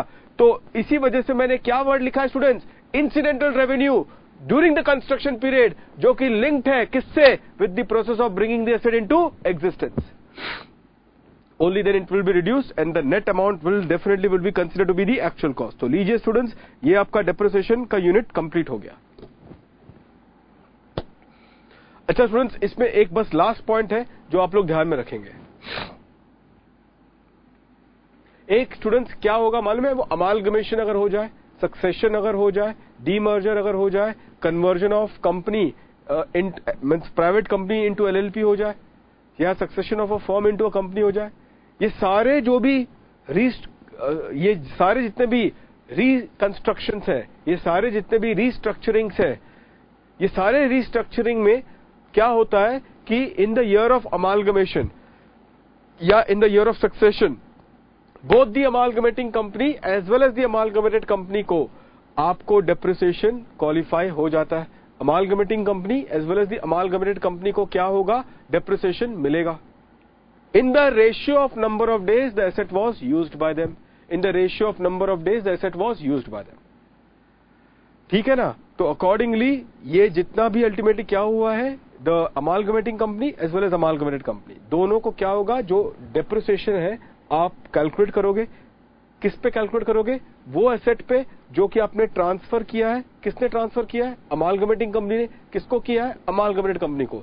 तो जो ट्रांसफर्ड एसेट्स है उस पे आप डेप्रिसिएशन नॉर्मल तरीके से क्लेम करना, नॉर्मल तरीके से क्लेम कर लेना, और जो भी डेप्रिसिएशन अमाउंट आ जाए उसको आप स्प्लिट करोगे in the ratio of number of days asset was used by the amalgamating and the amalgamated company. तो ये पर्टिकुलर पॉइंट है स्टूडेंट्स। अच्छा, यहां पे ध्यान रखना स्टूडेंट्स कि अमालगमेटेड कंपनी जो होगी, वो अमालगमेटेड कंपनी के लिए कॉस्ट क्या बनेगा ऑफ दैट एसेट जो उसने अमालगमेशन में एक्वायर किया है। What would be the cost of the asset जो उसने अमालगमेशन में एक्वायर किया, what shall be the cost of the asset that it has acquired in the amalgamation. The cost of the asset जो उसने amalgamation में होगा would be the WDV of the amalgamating company, would be the WDV of the amalgamating company, WDV of the amalgamating company. अभी जो थोड़ी देर पहले मैंने WDV बताया आपको, डब्ल्यूडीवी का मतलब क्या होगा, डब्ल्यूडीवी का एसेट, डब्ल्यूडीवी का मतलब अगर कोई एक ओल्ड एसेट है तो इसका मतलब ये है, that is the opening WDV, ये ओपनिंग डब्ल्यूडीवी माना जाएगा। और अगर उसका एक न्यू एसेट है स्टूडेंट्स तो ये एक्चुअल कॉस्ट है। ये न्यू एसेट का क्या है, एक्चुअल कॉस्ट। तो ओल्ड एसेट ओपनिंग डब्ल्यूडीवी, तो जो भी ओपनिंग डब्ल्यूडीवी होगी तो अकॉर्डिंगली वो अमालगमेटिंग कंपनी की जो भी ओल्ड एसेट्स है as on the 1st of April जो भी होगा, ईयर ऑफ अमालगमेशन का 1st of April को, जरा स्लाइड दिखाना, 1st of April को जो भी अल्टीमेटली 1st of April को जो भी यहाँ पे ये होगा ओपनिंग डब्ल्यूडीवी आपको वो लेना पड़ेगा, that would be the amount. Opening WDV ये होगा, this is what it would be old assets के लिए। और जहां तक न्यू एसेट्स के लिए बात होगी स्टूडेंट्स, वो उसका एक्चुअल कॉस्ट होगा। तो ईयर ऑफ अमालगमेशन में 1st of April को जो भी अमालगमेटिंग कंपनी का ओपनिंग डब्ल्यूडीवी है, वो ओपनिंग डब्ल्यूडीवी ही आपको क्या करना पड़ेगा, कंसिडर करना पड़ेगा।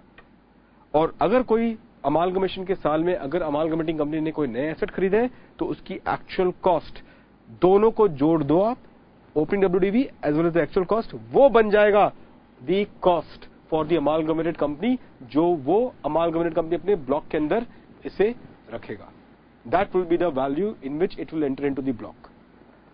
स्टूडेंट्स, इस पे हमने प्रैक्टिकल क्वेश्चंस भी किए हुए हैं, if you all remember that thing. तो हमने इस पे क्वेश्चंस भी सॉल्व किए थे, तो प्लीज उसको एक बार गो थ्रू कर लेना, एक जल्दी से देख लेना, 5 मिनट में। एक क्वेश्चन भी अल्टीमेटली उसमें थी, तो अकॉर्डिंगली रेगुलर बैच स्टूडेंट्स उसको प्लीज अच्छे से एक बार देख लीजिएगा ताकि ये चीज भी अल्टीमेटली कर जाए। जो स्टूडेंट्स लोग ने जो नहीं होंगे तो अकॉर्डिंगली सबके लिए बाकी पीएम में से भी एक इसका क्वेश्चन है, डेप्रिसिएशन में पीजीपी मिल जाएगा, एक बार जाए तुरंत देख लेना।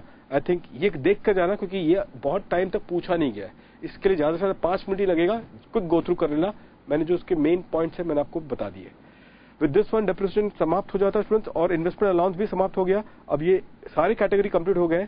तो स्टूडेंट्स इससे अब हम यहाँ पर फाइनली कंक्लूजन की तरफ बढ़ रहे हैं। अब कुछ ही सेक्शंस रह गए स्टूडेंट्स, देखा जाएगा तो कुछ ही सेक्शंस रह चुके हैं, इसमें से only few sections are remaining now. अब आपका ये पीजीपी कंप्लीशन की तरफ बढ़ रहा है, बधाई हो स्टूडेंट्स। ये वाला एरिया मैं फिलहाल तो नहीं करूंगा। ये देखो इस कॉन्टेक्स्ट में, अरे ये लिखो 44 AD यहाँ पे। आप लोग स्टूडेंट्स इस अटेम्प्ट के लिए, वैसे अगले अटेम्प्ट के लिए ज्यादा इंपॉर्टेंट होगा, लेकिन 44 AD आप लोग देख लेना अपने एंड पे। लास्ट अटेम्प्ट में स्टूडेंट्स अगर आपको पता है 44 BBA पे एक इनडायरेक्ट तरीके से कोई क्वेश्चन पूछा था। आप लोग, ये बहुत आसान सेक्शन है तो ये मैं आपके भरोसे में रखता हूं, ये आपके भरोसे में रखा जा रहा है स्टूडेंट्स। 44 BBA ये एयरलाइन कंपनी का था। लास्ट अटेम्प्ट में भी इस पे कुछ इनडायरेक्टली एक क्वेश्चन पूछा गया था। तो 5% आप लेते हो ऑफ द इनकम। 44 BB इसका प्रिजम्पटिव रेट 10% यहां पर होगा इस कॉन्टेक्स्ट में, और 44 B ये शिपिंग कंपनी के लिए, तो अकॉर्डिंगली इसका 7.5% है प्रिजम्पटिव रेट शिपिंग बिजनेस वालों के लिए। प्रिजम्पटिव रेट में आप देख लेना, लेकिन ज्यादा इसमें टाइम मत वेस्ट करना, क्विक आप लोग इसको देखेंगे, बहुत आसान एरिया है। आप ज्यादा फोकस अल्टीमेटली अगर करना है इस प्रिजम्पटिव साइड में तो 44 AD की तरफ एक बार कर लेना। चलिए, ऐसे सिचुएशन में अब फाइनली अब हम आते हैं बाकी जो एरियाज अब बची हुई है। मैंने अब तक आपको स्टूडेंट्स ये करवा दिया, ये करवा दिया है आपको मैंने 3618 ये भी हो चुका है आपका। बाकी ये नीचे वाले कैटेगरीज तो मैंने बता दिए आपको। अब स्टूडेंट्स ये एक टेलीकॉम वाला कैटेगरी आ रहा है, ये मुझे इस अटेम्प्ट में या तो लग रहा है किस तरीके से कुछ इंपॉर्टेंट है। यहां पे नोटिस करना स्टूडेंट्स, एक जल्दी से आपको पता है ये आइडिया भी है तो जल्दी से एक बार रिवाइज कर लेते हैं। 35 ABB telecom business, telecom business वाले जो एसएससी है उनके लिए है। तो टेलीकॉम में क्या होगा, वो स्पेक्ट्रम लाइसेंस की जो फीस वो पे करते हैं, दैट लाइसेंस, स्पेक्ट्रम लाइसेंस की जो फीस पे करते हैं वो लाइसेंस फी अल्टीमेटली आपको पता होनी चाहिए। वो लाइसेंस फी आपको डिडक्शन डेप्रिसिएशन के रूट से नहीं मिलता, आपको डिडक्शन मिलता है over the life of the licence. As per section 35 ABB आपको डिडक्शन दिया जाता है over the life of the licence. क्योंकि उसकी लाइफ निर्धारित है, क्योंकि उसकी लाइफ निर्धारित है, इस वजह से गवर्नमेंट ने सोचा कि एक तरीके से मैचिंग कंसेप्ट को अप्लाई किया जाए और जो भी उसकी कॉस्ट है उसकी कॉस्ट को हम प्रो रेटा बेसिस पे क्या करेंगे, डिडक्शन देंगे over the life of the licence. लेकिन क्योंकि ये लाइसेंस फी आप गवर्नमेंट को पे करते हो, क्योंकि ये लाइसेंस फी गवर्नमेंट को आप पे करते हो, इस वजह से गवर्नमेंट इस डिडक्शन की शुरुआत करती है only when the payment has been made. अगर आप पेमेंट करोगे लाइसेंस फी को तब जाके ही आपको क्या होगा, इसकी डिडक्शन की शुरुआत होगी। हो सकता है स्टूडेंट्स कि 100 करोड़ की लाइसेंस फी है, आपने पहले 100 करोड़ की लाइसेंस फी है, 10 साल का उसका लाइफ है, 10 इयर्स का एग्रीमेंट है, लाइसेंस एग्रीमेंट 10 साल का है। 100 करोड़ की लाइसेंस फीस है, पहले साल आप 50 करोड़ देते हो, दूसरे साल आप 50 करोड़ देते हो, तो आप क्या करोगे, पेमेंट जैसे मैंने बताया is a trigger for deduction.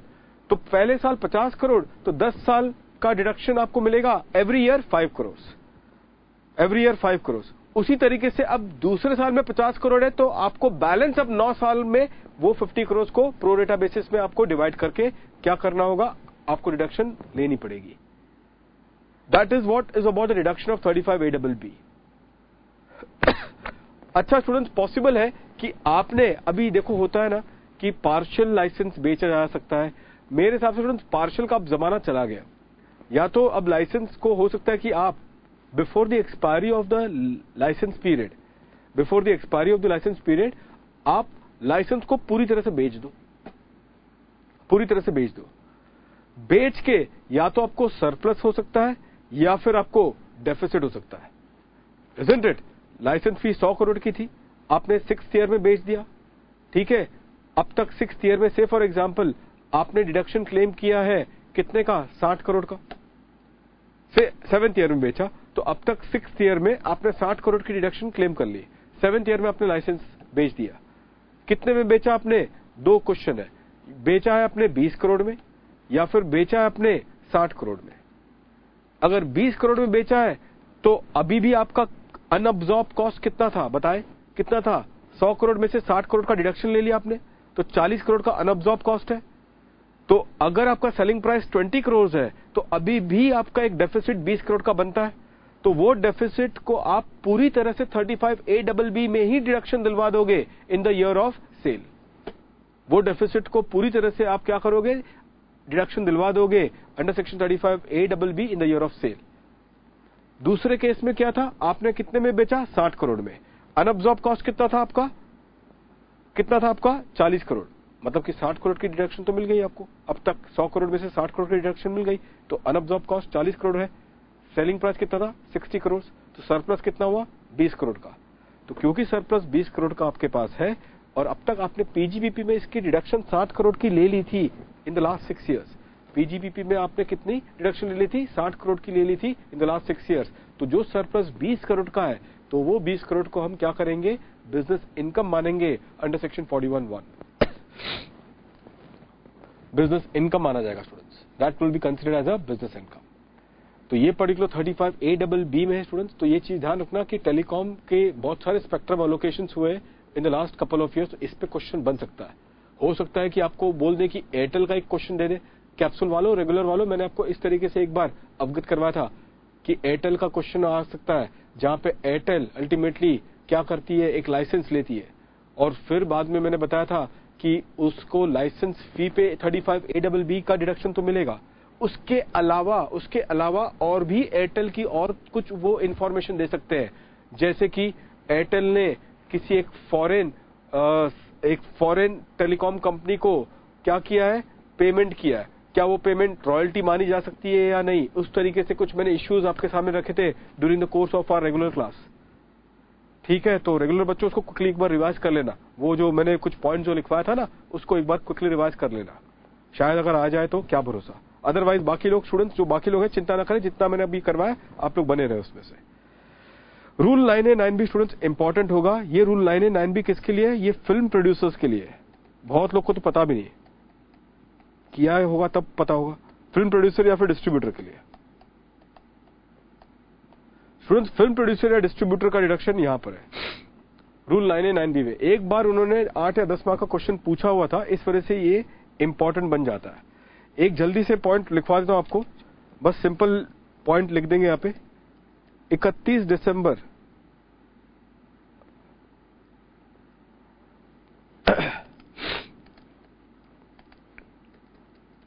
Film released on और बिफोर 31 दिसंबर या फिर आफ्टर 31 दिसंबर। ठीक, तो जो बिजनेस है, ये फिल्म का मालिक कौन है, फिल्म का मालिक कौन है, या तो प्रोड्यूसर, या फिर प्रोड्यूसर ने अगर वो फिल्म किसी डिस्ट्रीब्यूटर को बेच दिया तो उस फिल्म का मालिक उस क्षेत्र में, उस राज्य में डिस्ट्रीब्यूटर हो सकता है। अगर वो फिल्म प्रोड्यूसर ने डिस्ट्रीब्यूटर को बेच दिया है तो उस स्टेट में वो डिस्ट्रीब्यूटर अब उसका मालिक हो जाएगा। तो वो बिजनेसमैन माने जाएंगे as far as a film is concern. तो फिल्म की एग्जीबिशन कब हुई है, वो रिलीज कब हुई है, वो उस हिसाब से इसकी डिडक्शन तय की गई है। किसकी डिडक्शन की बात कर रहे हैं, दी cost of making of the film, cost of production of the film. अगर प्रोड्यूसर के लिए होगा तो cost of production of film, अगर डिस्ट्रीब्यूटर के लिए होगा तो cost of acquisition of film. Distributor तो एक्वायर कर रहा है ना प्रोड्यूसर से, एक्विजिशन ऑफ द फिल्म। तो ये जो कॉस्ट है या तो प्रोडक्शन का प्रोड्यूसर के लिए या एक्विजिशन का डिस्ट्रीब्यूटर के लिए। तो ऐसे केस में स्टूडेंट्स यहां पे अगर इसकी यहां पे ध्यान रखना, अगर एग्जीबिशन हुआ है इस डेट पे बिफोर, तो entire cost allowed as deduction, पूरा कॉस्ट जो है वो डिडक्शन आपको मिल जाएगा। और अगर यहां पर है कि नहीं, ये इन्होंने रिलीज करवाई है 31 दिसंबर के बाद, तो जो डिडक्शन होगा वो कॉस्ट या फिर the amount realised on exhibition, amount realised on exhibition.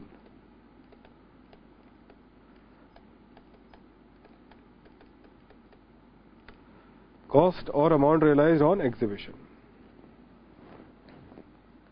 ठीक है, ये सिचुएशन है। अच्छा, अगर ये बोल दिया जाए कि फिल्म इज सोल्ड, प्रोड्यूसर ने फिल्म बेच दिया, तो पूरा बेच दिया तो उसको सारे पैसे मिल गए।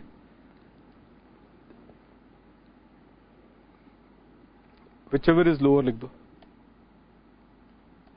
स्टूडेंट्स इसका लॉजिक है, अभी देखो लॉजिक पे तो ज्यादा मैं खींच नहीं सकता हूं, लेकिन फिर भी बता देता हूं। लॉजिक तो यही बनाई है उन्होंने इस तरीके से कि भाई अगर कोई बहुत बड़ी बजट की फिल्म है, मार्च के महीने में रिलीज होती है, तो 100 करोड़ का कॉस्ट है अगर है उस फिल्म का, तो मार्च के महीने में रिलीज हुई है तो डेफिनेटली उम्मीद की जाती है कि ये अगले साल अप्रैल, मई और जून में भी चलती रहेगी सिनेमा घर में। तो ऐसे स्थिति में आप 100 और मार्च के महीने में उससे सिर्फ 20 करोड़ का बिजनेस किया, धंधा किया, उसको अभी तक सेल से 20 करोड़ का है, तो कैसे हम 100 करोड़ का डिडक्शन एक 20 करोड़ के रेवेन्यू से दिलवा दें? हम नहीं देंगे। तो उसी हिसाब से क्या हो जाता है, एक तरीके से डिडक्शन रेगुलेट हो जाता है, और वो ये कहते हैं कि नहीं, डिडक्शन को आपको कम करना पड़ेगा up to the amount that has been realised. तो 20 करोड़ और 100 करोड़ पे कंपेयर करें तो अकॉर्डिंगली वो हो जाएगा। लेकिन अगर मैं ये कहूं कि नहीं भाई, प्रोड्यूसर ने वो पूरी फिल्म बेच दी है, अगर पूरा बेच दिया है तो प्रोड्यूसर ने जितना पैसा कमाना था तो कमा लिया, isn't it? प्रोड्यूसर ने जितना पैसा कमाना था तो कमा लिया। अब वो बेचा है दिसंबर के पहले या दिसंबर के बाद, उससे प्रोड्यूसर को क्या फर्क पड़ता है? जितना पैसा कमाना था उस फिल्म को लेके तो उसने तो कमा लिया। तो इसी वजह से हमें पूरा कॉस्ट का रिडक्शन मिल जाता है। तो मैं लिख दूंगा दोनों के लिए, entire cost of the film cost shall be allowed as deduction. अगर उसने वो पूरा का पूरा फिल्म बेच दिया तो पूरा रेवेन्यू मिल गया, पूरा रेवेन्यू मिल गया है तो हम तो पूरा कॉस्ट ही डिडक्शन दे देंगे। तो फर्क क्या पड़ता है कि जिसने खरीदा है उनसे फिल्म, फर्क क्या पड़ता है अगर जिन्होंने उनसे फिल्म खरीदी है वो फिल्म को एग्जिबिट करता है, शो करता है, फिल्म को एग्जीबिशन देता है बिफोर 31 दिसंबर और आफ्टर 31 दिसंबर, वो चीज का कोई महत्व नहीं रह जाता। क्योंकि प्रोड्यूसर की अगर हम बात करें, उसने तो उस फिल्म पे पूरा पैसा कमा लिया है, तो कब एग्जीबिशन सामने वाला बायर करेगा उससे प्रोड्यूसर को कोई मतलब नहीं है। वो पूरा कॉस्ट का डिडक्शन प्रोड्यूसर को मिल जाएगा और वो पूरे कॉस्ट को आप क्या करोगे, सेल प्रोसीड से रिड्यूस करोगे। This is how it has to be considered students. और ये आपका रूल 9A 9B कंप्लीट हो गया है। आप 35E अपने एंड पे देख लेंगे स्टूडेंट्स, वो भी उसी पैटर्न में ये माइनिंग बिजनेस वालों के लिए 35E का डिडक्शन दिया गया है और उनको 1/10 का डिडक्शन मिलता है स्टूडेंट्स। इस कॉन्टेक्स्ट में माइनिंग बिजनेस में 35E माइनिंग बिजनेस में 1/10 का डिडक्शन मिलता है। उसमें भी स्टूडेंट्स देखो, एकदम लॉजिकली सोचो कैसा पढ़ोगे आप, उसमें कैसा पढ़ना, उसमें यही पढ़ना स्टूडेंट्स। माइनिंग बिजनेस की अगर हम बात करें, 35E जो माइनिंग बिजनेस की अगर हम बात करें तो उसमें क्या होगा, 1/10 की डिडक्शन मिलती है। आपको क्या बस देखना है, qualifying expenditure. What is the qualifying expenditure? अब क्वालिफाइंग एक्सपेंडिचर में जैसे 35AD में आपको किस तरीके से गुडविल, आपको फिर फाइनेंशियल इंस्ट्रूमेंट, ये सब इनएलिजिबल एक्सपेंडिचर बताए गए थे, तो उसी तरीके से 35E में भी आपको कुछ इनएलिजिबल एक्सपेंडिचर बताए जाएंगे, उसको आपको अलग करना होगा, उस पर डिडक्शन नहीं मिलेगा। ठीक है। अच्छा स्टूडेंट्स, और एक बात यह है कि 35E का जो डिडक्शन है ये before the commencement of commercial production, जो माइन है उसके कमर्शियल प्रोडक्शन शुरू होने के पहले आपने जो भी एक्सपेंडिचर किया है वो एक्सपेंडिचर का डिडक्शन 35E में मिल रहा है।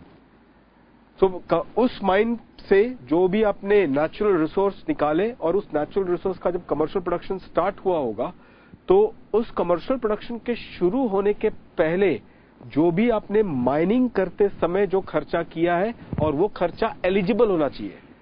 ओके, तो उस एलिजिबल खर्चे का डिडक्शन हमें 35E में मिलता है 10 साल के लिए 1/10। अच्छा, ये जो डिडक्शन मिलेगा 1/10 स्टूडेंट्स, ये 1/10 का डिडक्शन आपको मिलेगा from the income of all the mines. ये डिडक्शन 1/10 का जो मिलेगा आपको, ये income from the all the mine. से फॉर एग्जाम्पल झारखंड में आपका एक माइन है जिसका आपका कमर्शियल प्रोडक्शन इस साल शुरू हुआ है, ठीक है, और हमारे पास पहले से ही एक कमर्शियल प्रोडक्शन शुरू हो चुका है एक दूसरा माइन जो हमें मिला था, से फॉर एग्जाम्पल इन ओडिशा। तो झारखंड में इस साल हमने कमर्शियल प्रोडक्शन शुरू किया था और एक पहले से कमर्शियल प्रोडक्शन एक माइन का शुरू हो चुका था which was situated in Odisha. तो झारखंड में जो कमर्शियल प्रोडक्शन इस साल शुरू हुआ है, तो last 5 years before the commercial production plus the last 4 years, ऐसा होगा। आपको 5 साल का मिलेगा डिडक्शन। तो जिस साल कमर्शियल प्रोडक्शन शुरू किया है वो प्लस लास्ट 4 years, जितने भी माइनिंग पे आपने खर्चे किए, जो भी माइनिंग करते समय आपने जो खर्चा किया है, एक्सट्रैक्शन पे जो भी खर्चा किया है, ऑफ द एलिजिबल एक्सपेंडिचर, सिर्फ एलिजिबल होना चाहिए, ऑफ द एलिजिबल एक्सपेंडिचर, तो वो एलिजिबल एक्सपेंडिचर का आपको डिडक्शन 35E में मिलेगा। कितना मिलेगा? 1/10 मिलेगा। और वो 1/10 किसमें से दोगे? झारखंड के माइनिंग इनकम से, जो कमर्शियल प्रोडक्शन से आपको मिल रहा है, प्लस ओडिशा के माइनिंग इनकम, दोनों इनकम को जोड़ दो और वो अमाउंट आप 1/10 ऑफ दी झारखंड का जो माइनिंग एक्सपेंडिचर हुआ था, वो 1/10 उसका एक्सपेंडिचर कंपेयर करोगे with the total income of all the mines. तो झारखंड का माइनिंग इनकम, ओडिशा का माइनिंग इनकम, ये कंपेयर होगा with 1/10 of the mining expenditure. किस माइनिंग की बात कर रहे हैं? झारखंड की माइनिंग की बात कर रहे हैं, तो उसका 1/10 कंपेयर कर लेना किसके साथ? With the first all the mines income of your Jharkhand as well as Odisha. दोनों में से जो भी लोअर अमाउंट रहेगा उसकी डिडक्शन आपको दिलवा दी जाएगी, उसकी डिडक्शन आपको दिलवा दी जाएगी। ठीक है, तो ये 35E का अल्टीमेटली पोजीशन है। वो एक क्वेश्चन भी स्टूडेंट्स हमने सॉल्व भी किया था उस कॉन्टेक्स्ट में। बस ये 35E मुझे बस चर्चा करनी थी आपको इस कॉन्टेक्स्ट में। 3617 है स्टूडेंट्स, ये provision for bad and doubtful death के कॉन्टेक्स्ट में। अभी ये लास्ट सेक्शन अल्टीमेटली होगा। और ये हेड ऑफिस एक्सपेंडिचर, ये दो category. Provision for bad and doubtful death students, ये एक बैंकिंग कंपनी को इसकी डिडक्शन मिलती है। बैंकिंग कंपनी को इसकी डिडक्शन मिलती है 3617A में। तो 3617A in this regard,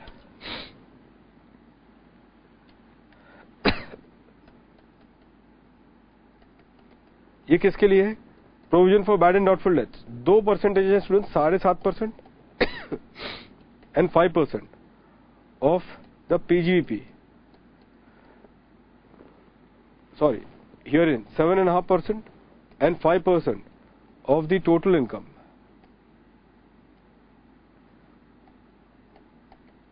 Before what? Before deduction under section 3617A.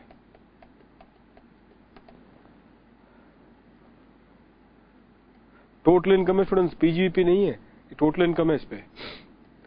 देखो स्टूडेंट 33AB में ध्यान रखना, गलती मत कर लेना, वहां पे 40% ऑफ PGBP था। 3618 वाला जो था ना, उसके साथ मैंने करवाया, वहां पे 20% ऑफ PGBP था। ये गलती यहां कर सकते हो। यहाँ पे क्या है 3617A में 7.5% या 5%। ये किसके लिए? फॉरेन बैंक के लिए। और ये अदर बैंक पकड़ लो, जितने भी है आपके France schedule bank, non schedule bank, cooperative bank, ये सब 7.5% के लिए। अच्छा, अपार्ट फ्रॉम दैट इनको ऐड होगा 10% ऑफ एग्रीगेट रूरल एडवांसेस, इनके लिए है 10% ऑफ एग्रीगेट रूरल एडवांसेस। तो ये जो होगा स्टूडेंट्स, ये इसका है टोटल प्रोविजन, ये है इसका टोटल प्रोविजन। तो जितना एडवांस उन्होंने इस साल दिया है रूरल एरियाज में, इनके जो रूरल ब्रांचेस होंगे, तो उन्होंने जो एडवांस दिए होंगे उसका 10%, और वो उसके साथ वो ऐड होगा, किसके साथ ऐड होगा? 7.5% ऑफ द टोटल इनकम। अगर हम अदर बैंक की बात करें तो ये टोटल प्रोविजन होगा। अच्छा, ये टोटल प्रोविजन में देखना यहाँ पे क्या होगा। यहाँ पे एक काम करो, इसको आप लिख देना यहाँ पे, ये करंट प्रोविजन होगा, ये करंट ईयर का प्रोविजन माना जाएगा, करंट ईयर का प्रोविजन फॉर बैड डेथ्स। ठीक है, अब आप इसमें से ऐड कर देना provision for bad debts up to last year. Last year तक का कितना था प्रोविजन फॉर बैड डेथ्स, वो जो भी अमाउंट आएगा यहां पे, ये हम कहेंगे इसको टोटल प्रोविजन। ठीक है, टोटल प्रोविजन अब तक का। तो इसका एक नंबर ले लेता हूं, से टोटल प्रोविजन, ये करंट ईयर का ये सब मिला के 5 करोड़ आ गया। अब तक का प्रोविजन 5 करोड़ है, लास्ट ईयर तक का प्रोविजन 5 करोड़ किया, टोटल प्रोविजन 10 करोड़ हो गया। Actual bad deaths return of,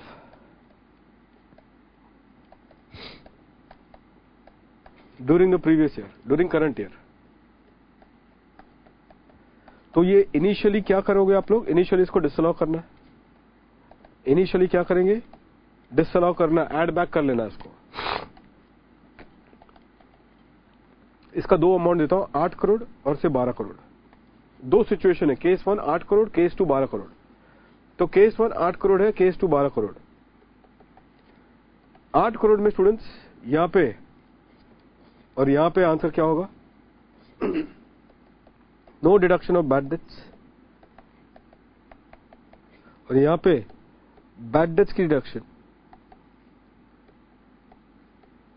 under section 3617 कितने तक का डिडक्शन मिलेगा?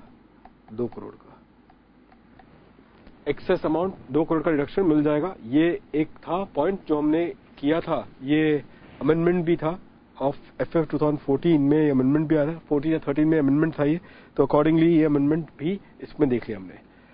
तो ये सिचुएशन स्टूडेंट्स बनी है। तो अकॉर्डिंगली 2 करोड़ का ये आपको एक राइट ऑफ लेके ये डिडक्शन यहां पे मिलेगा, यहां पे नहीं मिलेगा क्योंकि यहां पे अब तक का प्रोविजन ही ज्यादा है, ठीक है ना। तो ये करंट ईयर 3617 में आपको यहां पे मिलेगा। करंट ईयर में बैंक ऑफ प्रोविजन के बेसिस पे यहां पे डिडक्शन मिल जाएगी, ठीक स्टूडेंट्स। अच्छा स्टूडेंट्स, यहां पे एक चीज आप लोग नोटिस करना कि अगर ब्रॉड फॉरवर्ड यहां पे नोटिस करना, टोटल इनकम यहां पे रखा है। अगर ब्रॉड फॉरवर्ड लॉस होगी, ब्रॉड फॉरवर्ड बिजनेस लॉस होगी, तो प्रोविजन डिटरमाइन करने के समय पे 3617 का प्रोविजन डिटरमाइन करने के समय पे क्या हमें ब्रॉड फॉरवर्ड लॉस या अनअब्सॉर्ब डेप्रिसिएशन जो होगा क्या उसे रिड्यूस करना पड़ेगा? मुझे प्रोविजन 3617A का पता लगाने के लिए क्या मुझे ब्रॉड फॉरवर्ड लॉस या अनअब्सॉर्ब डेप्रिसिएशन रिड्यूस करना पड़ेगा? तो that the answer is yes. क्यों आंसर यस बोल रहा हूं? क्योंकि मेरा प्रोविजन किस पर है? 7.5% है किस पे? टोटल इनकम पे। 7.5% किस पर है? On the total income. तो क्योंकि टोटल इनकम का वर्ड यूज किया गया, इस वजह से ब्रॉड फॉरवर्ड लॉस या फिर यूएडी अगर होगा तो आप उसे रिड्यूस करेंगे। एक छोटा सा प्रॉब्लम है स्टूडेंट्स, इस पे हमारी किताब में भी है, रेगुलर स्टूडेंट्स वो एक बार देख लेना और अकॉर्डिंगली वो 3617 का कितना डिडक्शन मिलता है वो आपको उस क्वेश्चन में मिल जाएगा, वो उस क्वेश्चन में मिल जाएगा, ठीक है स्टूडेंट्स। अच्छा, आपको क्वेश्चन में ये भी दिया जा सकता है कि भाई इस बैंक का कोई आरबीआई के हिसाब से उन्होंने प्रोविजन बना दिया है of the sub standard asset of the NPS, RBI के नॉर्म्स के हिसाब से उसने प्रोविजन तैयार किया है of the bad and doubtful debts. तो आरबीआई के हिसाब से अगर आप प्रोविजन तैयार करोगे of the bad and doubtful debts तो वो प्रोविजन आप सीधा सीधा डिसअलाउ कर लेना। That provision has to be disallowed straight away, उसमें कोई दो राय नहीं है, वो डिसअलाउ आप कर लेंगे, ठीक है। तो ये एक पर्टिकुलर पॉइंट आप लोग ध्यान में रखना। अच्छा, और एक चीज आ सकता है स्टूडेंट्स आपको, वो ये होगा कि इनके पास एक ये वाला पॉइंट है, बैंक, ध्यान रखना स्टूडेंट्स, बैंक इज होल्डिंग ध्यान से, बैंक को अपने एसएलआर अपना यहां पे उसको एसएलआर सीआरआर के रिक्वायरमेंट्स मेंटेन करने पड़ते हैं। तो बैंक बहुत सारे शॉर्ट टर्म सिक्योरिटीज में इन्वेस्टमेंट करती है।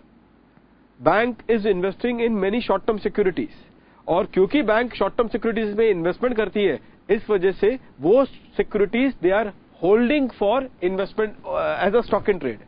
वो सारे सिक्योरिटीज क्योंकि शॉर्ट टर्म बेसिस में उनको आरबीआई के नॉर्म से क्या करना पड़ता है? इन्वेस्ट करना पड़ता है। All these securities are held as a stock in trade.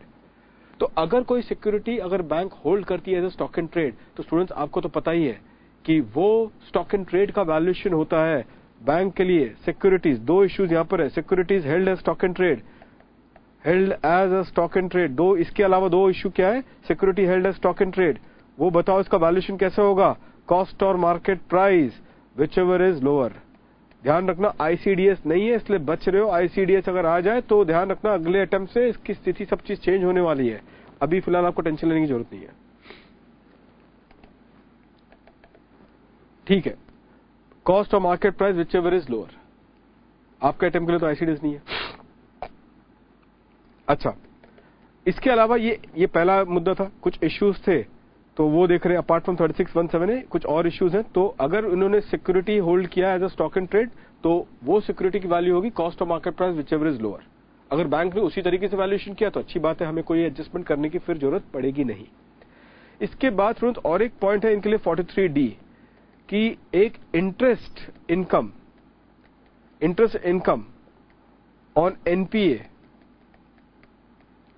वो तभी उसको shall be recognise as income, उससे तभी हम इनकम मानेंगे टैक्सेशन पर्पस के लिए, shall be recognise income only when what, only when it is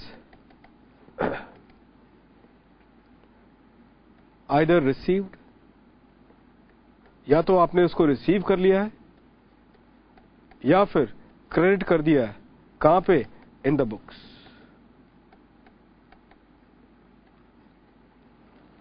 या तो आपने उसको रिसीव कर लिया है या फिर आपने उसको क्रेडिट कर दिया है इन दी बुक्स। तो ये 43D का इनकम ही सेकंड इश्यू है as far as the bank is concern. तो दो इश्यूज है अपार्ट फ्रॉम 3617 है, 3617 में मैंने आपको बता दिया।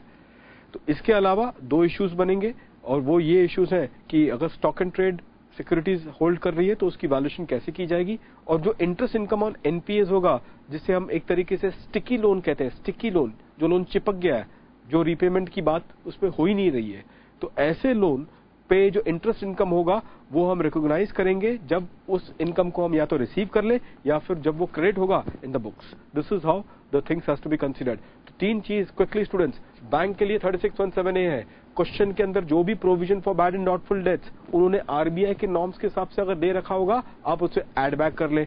क्वेश्चन के अंदर डेप्रिसिएशन एज पर बुक्स जो दिया होगा आप उसे एड बैक कर लें, और वो सारे एडजस्टमेंट जो पीजीबीपी में अदरवाइज एक नॉर्मल एसएससी को मिलता है वो एडजस्टमेंट आप कर लें।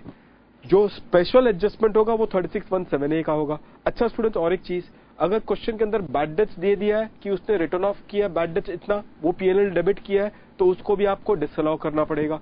क्यों? क्योंकि हम डिडक्शन एक्चुअल बैड डेट्स का नहीं देते, हम डिडक्शन प्रोविजन के हिसाब से दे देते हैं। तो जब प्रोविजन के हिसाब से आपको डिडक्शन मिलती है तो एक्चुअल बैड डेट्स का डिडक्शन आप क्या करोगे, डिसअलाउ करोगे। हाँ, एक्चुअल बैड डेट्स की डिडक्शन कब मिलेगी उसकी जानकारी आपको मिल चुकी है कि अगर एक्चुअल बैड डेट्स आपका टोटल प्रोविजन से अगर अधिक है, एक्सेस में है, तो उस एक्सेस अमाउंट का ही आपको डिडक्शन एक्चुअल बैड डेट्स का मिल जाएगा। This is how you are suppose to apply your mind and that's how you are suppose to complete this entire aspect. ठीक है, 44C लास्ट स्टूडेंट्स, ये फिर कंप्लीट करता हूं। बाकी मैंने आपको बता दिया कि क्या होगा। ये हेड ऑफिस एक्सपेंडिचर है स्टूडेंट्स, ये भी 5% ऑफ क्या होगा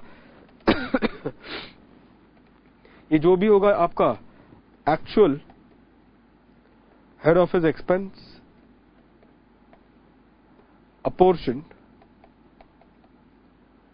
और फिर से आ गया, देखो क्या आ गया, 5% of total income before what, before section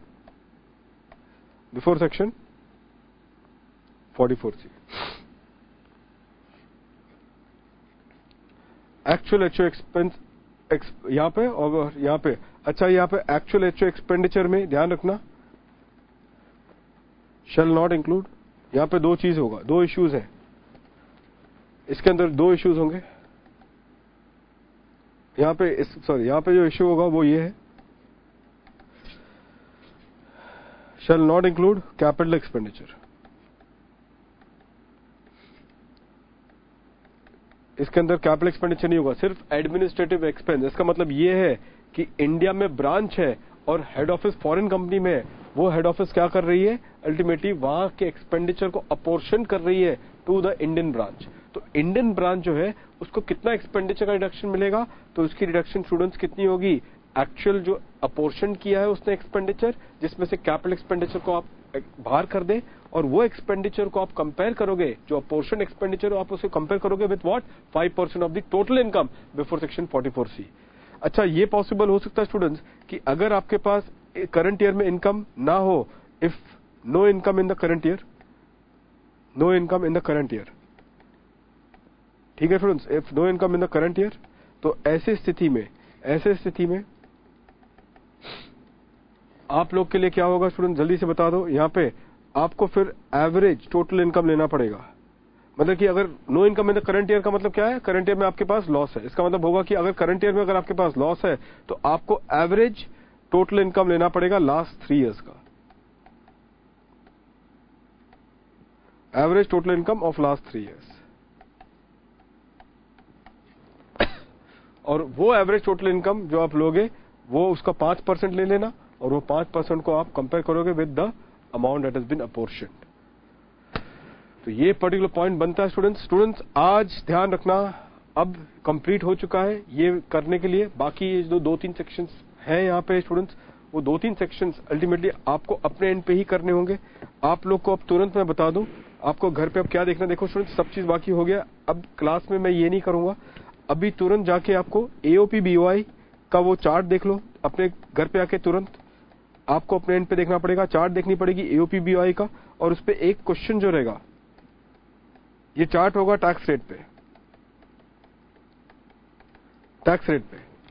अच्छा इस पे चलो मैं एक जल्दी से क्विकली आपको बता दूं, नहीं तो अननेसेसरी आप लोग अपना सर फोड़ दोगे उसमें, तो उसमें कोई मतलब नहीं है। यहाँ पे स्टूडेंट्स एओपी बीओआई के कॉन्टेक्स्ट में मैं देखता हूं कि मेरे पास वो चार्ट पहले से मौजूद है तो ठीक है। एओपी बीओआई के कॉन्टेक्स्ट में आप लोग को पता होना चाहिए टैक्स रेट एओपी बीओआई का 2 चीज होता है, एक तो असेसमेंट ऑफ इसका होता है एओपी बीओआई का, और दूसरा होता है the assessment of the members, होता है कि नहीं, assessment of AOP BOI, and second one is assessment of the members. AOP BOI का स्टूडेंट्स टैक्स रेट है 167, यहाँ पे बी में उनको एक फ्लैट टैक्स रेट दिया गया है।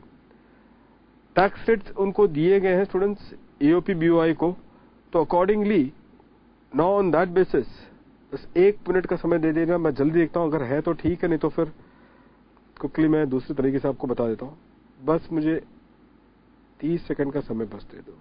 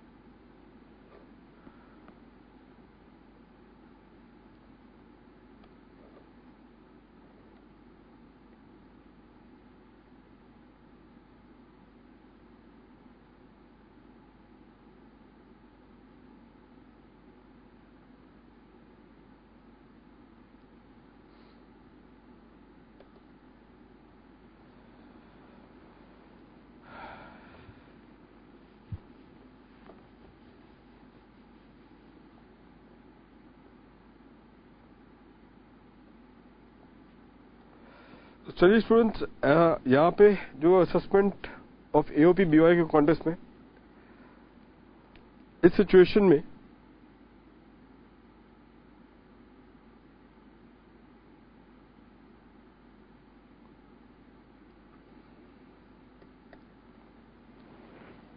जो कुछ पॉइंट्स आपके साथ चर्चा करने लायक है वो मैं अभी डिस्कस ही कर लेता हूं। स्टूडेंट्स इनका कुछ टैक्स रेट्स है जो आप लोग ध्यान में रखेंगे। And what is the tax rate which is there in to them, क्या है इनके पास टैक्स रेट। तो इनके पास जो टैक्स रेट्स है आप लोग ध्यान में रखना, इनका टैक्स रेट डिसाइड, ये मत दिखाओ, ये जो इनका जो टैक्स रेट है that will be on the basis of कि मेंबर्स का जो शेयर है, मतलब कि क्या वो मेंबर जो उसके अंदर है उनका शेयर डिटरमिनेट है या इनडिटरमिनेट है। तो कहने का मतलब ये है कि whether the shares of the members are determinate और इनडिटरमिनेट, मतलब कि अगर कोई ऐसा इनडिटरमिनेट मेंबर वाला अल्टीमेट एक एओपी बीओआई है, इनडिटरमिनेट का मतलब ये होगा कि वहां पे किस मेंबर को कितना मिलना है वो मेंबर अपने आप में तय कर लेंगे, पहले से कितना शेयर ऑफ प्रॉफिट है वो डिसाइडेड नहीं है। तो अगर इनडिटरमिनेट एओपी है, अगर मेंबर अपने में तय करेंगे कि वो शेयर ऑफ प्रॉफिट कैसा अल्टीमेटली जाया जाएगा, तब तो स्टूडेंट्स ये टाइप का एओपी को आप एमएमआर के हिसाब से टैक्स लगाओगे, एमएमआर के हिसाब से टैक्स लगाओगे। दूसरा ये पॉइंट है कि अगर उस एओपी के अंदर इनडिटरमिनेट एओपी है तो सबसे पॉइंट ये आता है यहां पे, अगर ये एओपी जो है, इफ दैट एओपी अगर मैं ये कह दूं ये इनडिटरमिनेट है, इनडिटरमिनेट एओपी है, ये तो दिख ही नहीं रहा यहाँ पे, तो छोड़ो यहाँ स्लाइड में देखो। इन दिस रिगार्ड अगर ये इनडिटरमिनेट एओपी है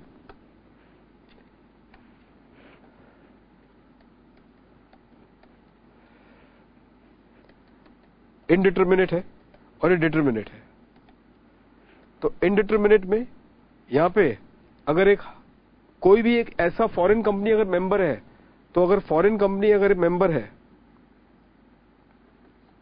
या no foreign company is member,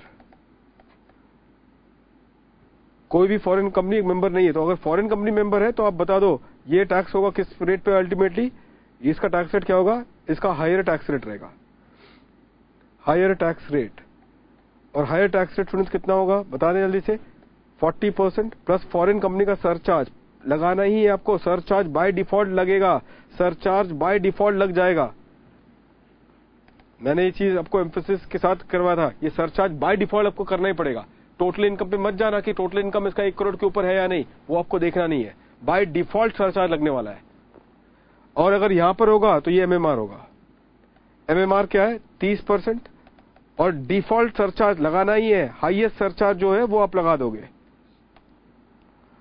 determinate अगर है मतलब कि मेंबर को कितना पैसा मिलेगा मेंबर का प्रॉफिट शेयर क्या आएगा, डिटरमिनेट है तो वो इस कैटेगरी में, वो इस कैटेगरी में, तो इस कैटेगरी में होगा। और इसमें 2 और सब कैटेगरी है, वो ये है कि no member income, other income, कोई भी मेंबर का other income does not exceed, वो एक्सीड नहीं करता, डज नॉट एक्सीड कितना, दी बेसिक एग्जम्पशन लिमिट, उनके बेसिक एग्जम्पशन लिमिट को एक्सीड नहीं करता।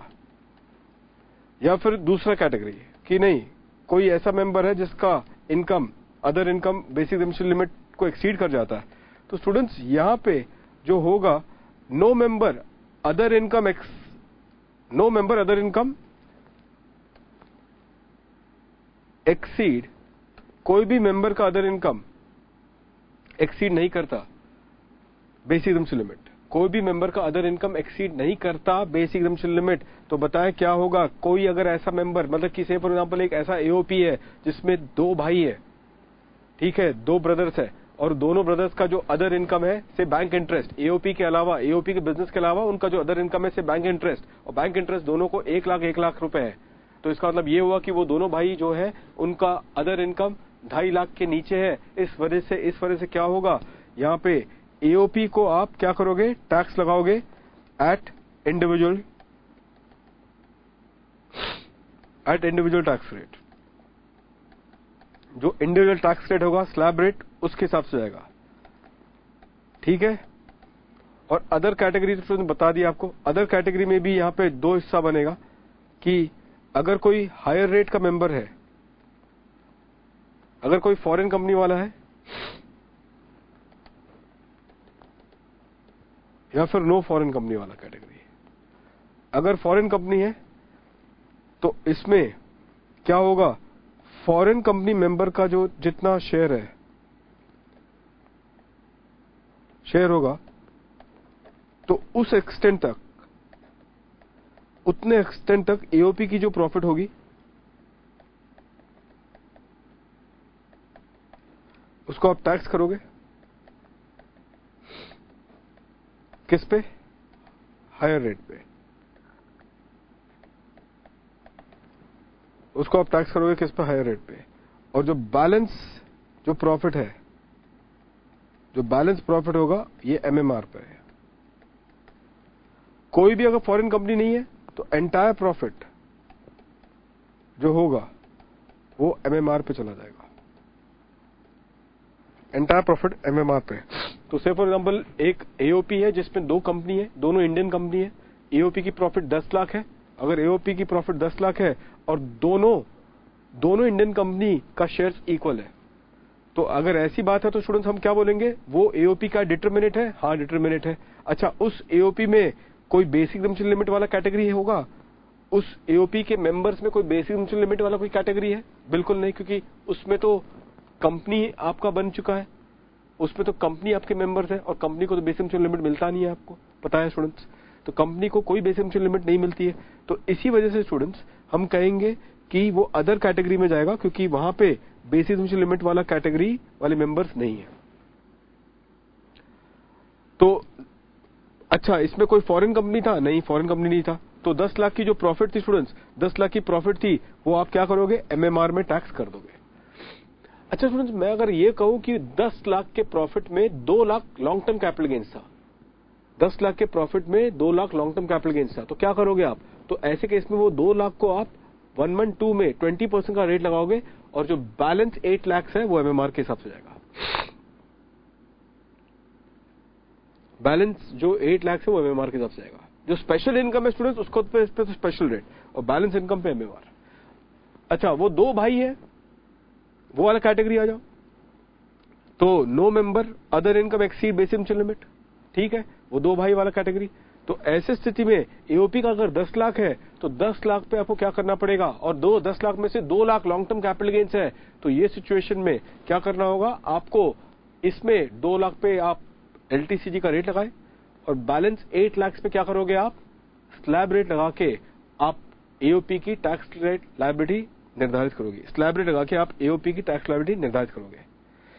कुछ और भी स्पेशल पॉइंट है, ध्यान रखना स्टूडेंट्स। यहाँ पे एओपी टैक्सेस में पार्टनरशिप फर्म में अगर जो वो रिम्यूनरेशन और इंटरेस्ट देते हैं टू दी पार्टनर्स, तो वो डिडक्शन उनको मिलता है to the extent of what? To the extent of 40B का लिमिट एंड कंडीशंस।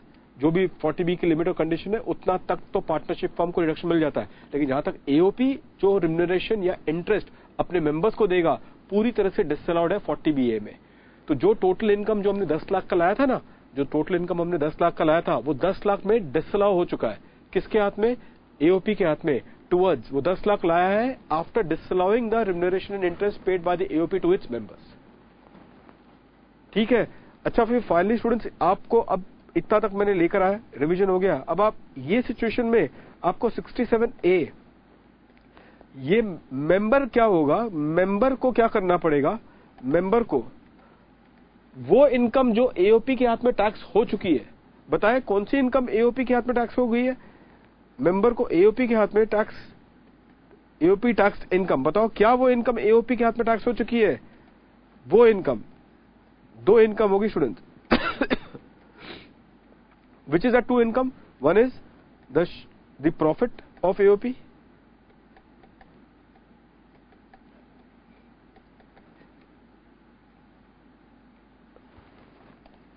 ऐसा करो यार, एक मिनट, इसको ऐसा बना दो। एओपी टैक्स इनकम वो क्या होगा? Profit of the AOP. तो ये क्या एओपी के हाथ में टैक्स हो गई है?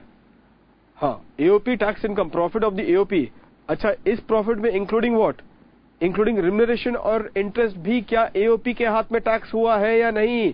क्या रिम्यूनरेशन इंटरेस्ट भी क्या एओपी के हाथ में टैक्स हुआ है? And answer is yes, remuneration and interest भी एओपी के हाथ में टैक्स हुआ है। तो ऐसे स्थिति में students profit of the AOP हम क्या करेंगे? ये profit of the AOP which includes remuneration interest, हम इसको इंक्लूड करेंगे, include under section 67A for rate purpose, for rate purpose, include under section 67A for rate purpose. इसको include किया जाएगा फॉर रेट पर्पस, मतलब कि होगा ये भले ही एओपी के हाथ में टैक्स किया गया हो, लेकिन फिर भी हम ये प्रॉफिट को जिसके अंदर रिम्यूनरेशन एंड इंटरेस्ट भी एओपी के हाथ में हमने टैक्स कर दिया। कैसे रिम्यूनरेशन एंड इंटरेस्ट हमने एओपी के हाथ में टैक्स कर दिया? क्योंकि वो रिम्यूनरेशन एंड इंटरेस्ट डिसअलाउ हुआ था। That remuneration and interest has been disallowed. इस वजह से वो remuneration and interest as well as the profit of the AOP, ये सारे एलिमेंट्स हम मेंबर के इनकम में इंक्लूड करेंगे फॉर रेट पर्पस, और इंक्लूड करने के बाद फिर मेंबर को रिबेट दिया जाएगा। और रिबेट कैसे दिया जाएगा स्टूडेंट्स? एक प्रॉब्लम प्लीज देखकर जाना, आसान प्रॉब्लम है, मैंने किया भी था क्लास में, वो आप प्लीज देख के जाना। वो वाला पार्ट मैं आपके एंड पे रख रहा हूं, ठीक है, वो वाला पार्ट मैं आपके एंड पे रख रहा हूं। तो वो, लेकिन स्टूडेंट नोटिस करना, वो सिर्फ यही कैटेगरी के लिए है। It is applicable only for this category. Which category? This category, जहां पे एओपी अगर टैक्स, एओपी के हाथ में टैक्स होता है at slab rate, individual rate, तो ऐसे स्थिति में मेंबर के हाथ में आप एओपी का प्रॉफिट, मेंबर के हाथ में आप एओपी का profit which includes even the remuneration and interest जो डिसअलाउ हो गया था, वो एओपी का प्रॉफिट को आप इंक्लूड करेंगे, वो एओपी का प्रॉफिट आप इंक्लूड करेंगे in the manner of 67A। वो आप एओपी का प्रॉफिट इंक्लूड करेंगे in the members computation. Members का इंडिविजुअल कंप्यूटेशन जब होगा तो आप उस एओपी के टैक्स प्रॉफिट को इंक्लूड करेंगे in the manner of 67A। मैं क्यों एम्फसाइज दे रहा हूं in the manner of 67A, क्योंकि वहां पे स्टूडेंट्स हम करते क्या है, वो 10 लाख की प्रॉफिट जो हम लाए हैं after adding back the remuneration and interest, वो 10 लाख की जो प्रॉफिट है which has been determined after adding back the remuneration and interest, वो रिम्यूनरेशन एंड इंटरेस्ट को पहले हम स्पेसिफिक एलोकेशन करते हैं टू द मेंबर्स, वो हम स्पेसिफिक एलोकेशन में बांटते हैं टू द मेंबर्स, और फिर जो बैलेंस प्रॉफिट है वो हम स्प्लिट करते हैं इन द PSR रेशियो। तो वो हो जाएगा the share of the profit of the members in the AOP. उस तरीके से हर एक मेंबर का हम शेयर ऑफ प्रॉफिट लाते हैं इन द एओपी।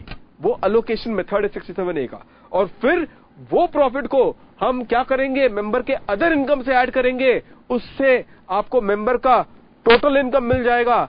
आप उस पे टैक्स लायबिलिटी लेकर आए। प्लीज स्टूडेंट्स, इंडिविजुअल की टैक्स लायबिलिटी चल रही है, don't forget 87A, don't forget 87A in the examination. जब भी इंडिविजुअल का अगर टैक्स लायबिलिटी कैलकुलेट करना होगा और उसकी टैक्स लायबिलिटी उसका टोटल इनकम 5 लाख के ऊपर नहीं गया है तो आपको 87A का रिबेट देना होगा। Please don't forget that. ठीक है, फिर उसके बाद आप फाइनली ये रिबेट दोगे, किसका दोगे, रिबेट ऑफ दिस इनकम, क्योंकि ये तो इनकम पहले से हमने एओपी के हाथ में टैक्स कर दिए, तो हमने इस एओपी वाला इनकम मेंबर के इनकम में इंक्लूड क्यों किया था, ओनली फॉर वन रीजन क्या था, रेट पर्पस। तो विद दिस ये पर्टिकुलर चैप्टर भी कंप्लीट हो जाता है। इसमें इतना ही दम है और ये पर्टिकुलर पॉइंट कंप्लीट हो जाता है। स्टूडेंट्स, अब जल्दी से बस दो बात क्विकली मैं आपके सामने रखता हूं। एक स्टूडेंट्स एक सेक्शन 72A, ये इस बार देख के आना, उस पर एक 10 मार्क का प्रॉब्लम था, नवंबर 10 मार्क्स का प्रॉब्लम था नवंबर 2010 का। वो हमने सॉल्व भी किया था रेगुलर और प्रैक्टिस, ये सॉल्व भी किया था हमने रेगुलर बैच कैप्सूल में भी इसको सॉल्व की गई थी। ये स्टूडेंट्स अमालगमेटिंग कंपनी के ब्रॉड फॉरवर्ड लॉसेस, जो कि अमालगमेटेड कंपनी को अनदर पीरियड ऑफ 8 years मिलता है, वो चीज है। इसमें बस आपको ध्यान में रखना है स्टूडेंट्स, एक कुछ इस तरीके से रहेगा यहाँ पे अमालगमेटिंग कंपनी के, मैं आपको बस इतना ही बता देता हूं आप बस इतना ही अभी ध्यान कर रखें। अमालगमेटिंग कंपनी का क्या क्या होगा, ब्रॉड फॉरवर्ड बिजनेस लॉस, ये एलिजिबल होगा। इसमें से जो नहीं कंसिडर किया जाएगा वो स्पेकुलेटिव लॉस होंगे, वो speculative loss can not be carry forward. तो एलिजिबल में ध्यान रखना कि क्या क्या होगा, और इसमें यूएडी ये भी होगा, और बाकी जो इनका होगा ये अनअब्जॉर्ब साइंटिफिक रिसर्च अलाउंस, जो अनअब्जॉर्ब साइंटिफिक रिसर्च अलाउंस है ये भी कैरी फॉरवर्ड करोगे। कौन कैरी फॉरवर्ड कर सकता है, this can be carry forward by the amalgamated company. एक क्वेश्चन है नवंबर 2010 का, हमने एक सॉल्व किया था स्टूडेंट्स, प्लीज देख कर जाना, ये काफी टाइम तक पूछा नहीं गया है क्वेश्चन, इस वजह से एक बार देख लेना। Apart from that students, set of के टॉपिक में एक सेक्शन 79 भी है, 79 भी है, और वो सेक्शन 79 क्या कहता है जरा जल्दी से सुन लें आप लोग। सेक्शन 79 में, in the context of section 79 में, प्राइवेट क्लोजली हेल्ड कंपनी याद आया, क्लोजली हेल्ड कंपनी अपनी ब्रॉड फॉरवर्ड बिजनेस लॉस को कैरी फॉरवर्ड कर सकती है, ब्रॉड फॉरवर्ड बिजनेस लॉस को कैरी फॉरवर्ड कर सकती है। कब कर सकती है students, brought forward business loss को कैरी फॉरवर्ड कर सकती है if there is a common shareholding in excess of 50%, दोनों सालों में होना चाहिए, बोथ ईयर। वो दोनों साल कौन सा होगा, year of loss and year of set of. जिस साल आपको प्रॉफिट आया है, जिस साल आपको सेट ऑफ करना है उस साल, और जिस साल आपको लॉस हुआ है, जो ब्रॉड फॉरवर्ड बिजनेस लॉस है ना, उसका भी एक क्वेश्चन देख करवाया था मैंने, कर लेना यहाँ पे। तो common shareholding pattern more than 50% होना चाहिए दोनों सालों में, year of loss as well as a year for the purpose of set off. तब जाके ही क्या होगा, वो brought forward business loss for a closely held company will be allowed to be set off, would be allowed to be carry forward. ये वाला particular point ध्यान में रखना। सेक्शन 78 यहाँ पे 2 में आपको मालूम पड़ना चाहिए कि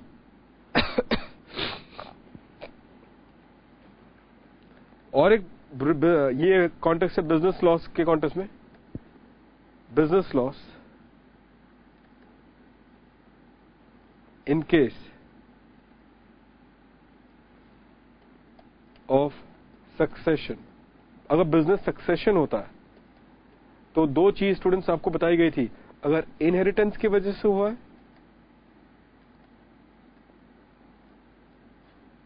और otherwise.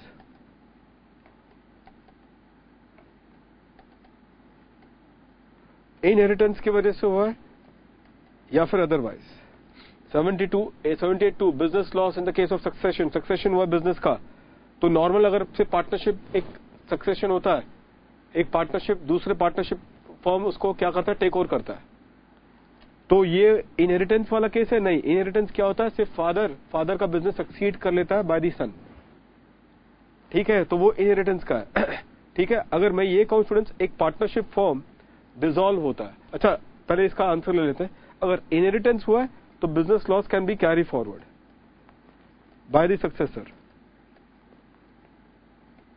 For remaining period. Remaining period के लिए वो उसे कैरी फॉरवर्ड कर सकता है। अदरवाइज वाले कैटेगरी में और अदरवाइज वाले कैटेगरी में ये कर पाएगा? नो। इसमें दिल्ली हाईकोर्ट का डिसीजन स्टूडेंट्स प्रमोद मित्तल का, याद है आपको? प्रमोद मित्तल का मैंने बताया था इंपॉर्टेंट हो सकता है ये एग्जामिनेशन के लिए। प्रमोद मित्तल का केस होगा। प्रमोद मित्तल दिल्ली हाईकोर्ट, क्या था उसमें? पार्टनरशिप फॉर्म था, वो डिसॉल्व होता है। पार्टनरशिप फॉर्म वो डिसॉल्व हो जाता है और उसमें से क्या करते हैं उन लोग, डिसॉल्व होने के बाद एक पार्टनर बिजनेस को कंटिन्यू करता है along with some other partners also, say for example, या इंडिविजुअली पकड़ लो या फिर along with some other partner। तो वो क्या ऐसे केस में क्या वो इंडिविजुअल, वो जो नया बिजनेस जो वो पार्टनर कैरी अप कर रहा है, वो नया बिजनेस नहीं, सेम बिजनेस जो अब वो पार्टनर कैरी कर रहा है, क्या वो उस पार्टनरशिप फर्म का लॉस को क्या कैरी फॉरवर्ड कर सकता है? And answer is no. क्यों? क्योंकि ये जो सक्सेशन हुआ है बिजनेस का वो इनहेरिटेंस की वजह से नहीं हुआ है, तो इसी वजह से रिस्ट्रिक्शन लगा दी गई है और इस वजह से वो उस बिजनेस लॉस को कैरी फॉरवर्ड नहीं कर सकता। तो ये केस लॉ आईसीआई की किताब में भी मौजूद है students, and this is how it has to be considered. Students, मैं आपका एक सेशन ले लूंगा कल की क्लास में, और कल की क्लास में एक सेशन आपकी होगी, वो क्या होगा, ऑन डिडक्शंस, ऑन चैप्टर 6 के कुछ इंपॉर्टेंट मैंने कुछ एरियाज ईयर मार्क कर रखे हैं। मैं वो आपको 1-1.5 घंटे में वो क्लास ले लूंगा उसका, वो भी मैं कल की क्लास में करवा दूंगा, तो वो करके अल्टीमेटली आप तसल्ली ले लो। सीजी के कुछ इंपॉर्टेंट इश्यूज वो मैं कल की क्लास में ले लूंगा। International taxation, transfer pricing related कुछ इंपॉर्टेंट इश्यूज, लेकिन ध्यान रखना मैं कुछ ट्रांसफर प्राइसिंग के लिए मैंने पहले से आपको चेतावनी दे दी है। आज मैंने क्लास में पहले से आपको बोला है स्टूडेंट्स, 2 वीडियो केस लॉ वाली वीडियो नवंबर 16 का, और आज रात को आपको ट्रांसफर प्राइसिंग वाली वीडियो, ये दोनों वीडियो आपको देखनी पड़ेगी। मैं क्या करूंगा स्टूडेंट्स, अपने फेसबुक में ये वीडियो को फिर से क्या करता हूं, ऊपर अपलोड करवा देता हूं। नहीं तो क्या आपको फेसबुक में काफी नीचे आना पड़ेगा, तो फेसबुक में काफी ऊपर अपलोड करवा देता हूं ताकि आपको सहूलियत होगी ये वीडियो को रेफर करने के लिए। नहीं तो वो वीडियो भी काफी नीचे चले गए होंगे, तो इनको मैं क्या करता हूं, ऊपर है। अच्छा, ये मेरा वीडियो मई 16 आइटम के लिए बना था, अलग बात है कि इसको पूछा नहीं गया था, लेकिन आज के लिए भी ये बहुत इंपॉर्टेंट है, क्योंकि मई 16 में अगर नहीं पूछा गया हो तो नवंबर 16 के लिए ये ज्यादा इंपॉर्टेंट हो जाएगा। अगर कोई स्टूडेंट, मैक्सिमम सारे मेरे स्टूडेंट्स ने ये केस लॉ वीडियो तो देख लिया है, क्योंकि 10,000 के ऊपर वाले ये लाइक उसमें व्यूज दिख रहे हैं, तो मुझे लगता है कि अपने सारे स्टूडेंट्स ने देखा है। जो भी स्टूडेंट्स आज देख रहे हैं पहली बार ये केस लॉ का वीडियो, क्योंकि 3 घंटा शायद आपके पास टाइम ना रहे, कम से कम स्टूडेंट्स रिविजन के रूप में ये केस लॉ का वीडियो, बाकी सारे लोग तो अपने सारे नोट्स रिवाइज कर लेना वो केस लॉ का वीडियो से जो आपने कॉपी किए, लेकिन जो आज पहली बार देख रहा है केस लॉ का वीडियो, वो फर्स्ट 25 मिनट्स वो देख लेगा, या फर्स्ट 25 मिनट्स किसी कारणवश ना देख पाए, चलो लास्ट टू लास्ट ये करना, यहाँ पे लास्ट फ्रॉम 70 मिनट के बाद, after 70 minutes till and, till the end, after 70 minutes till the end. ठीक है students, after 70 minutes till the end.